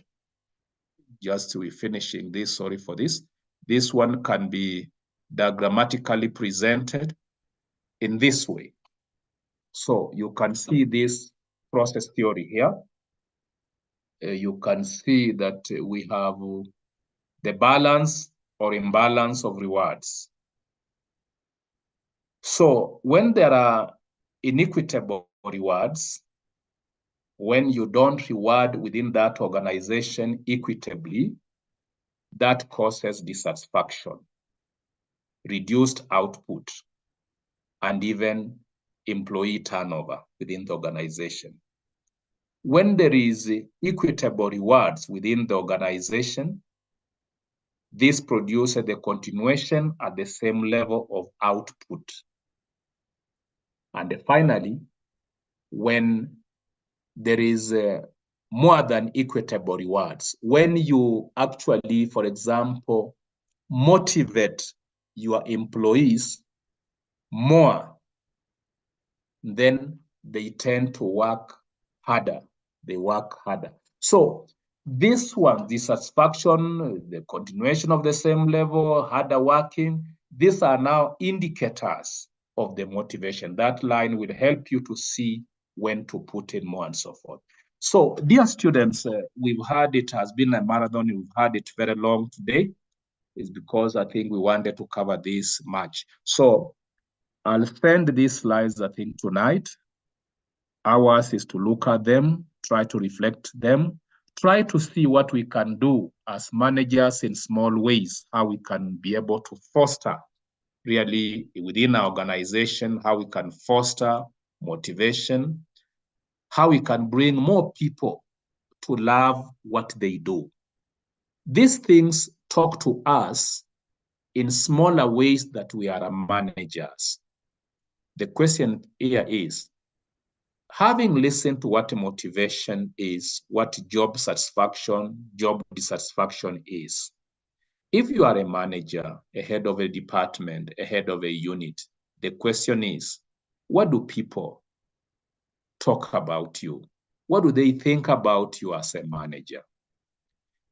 And one or two comment, and then we pray. Any? In case there is, I know it's quite late. In case there is. All right. There being none, I want to request a volunteer to give us a closing prayer.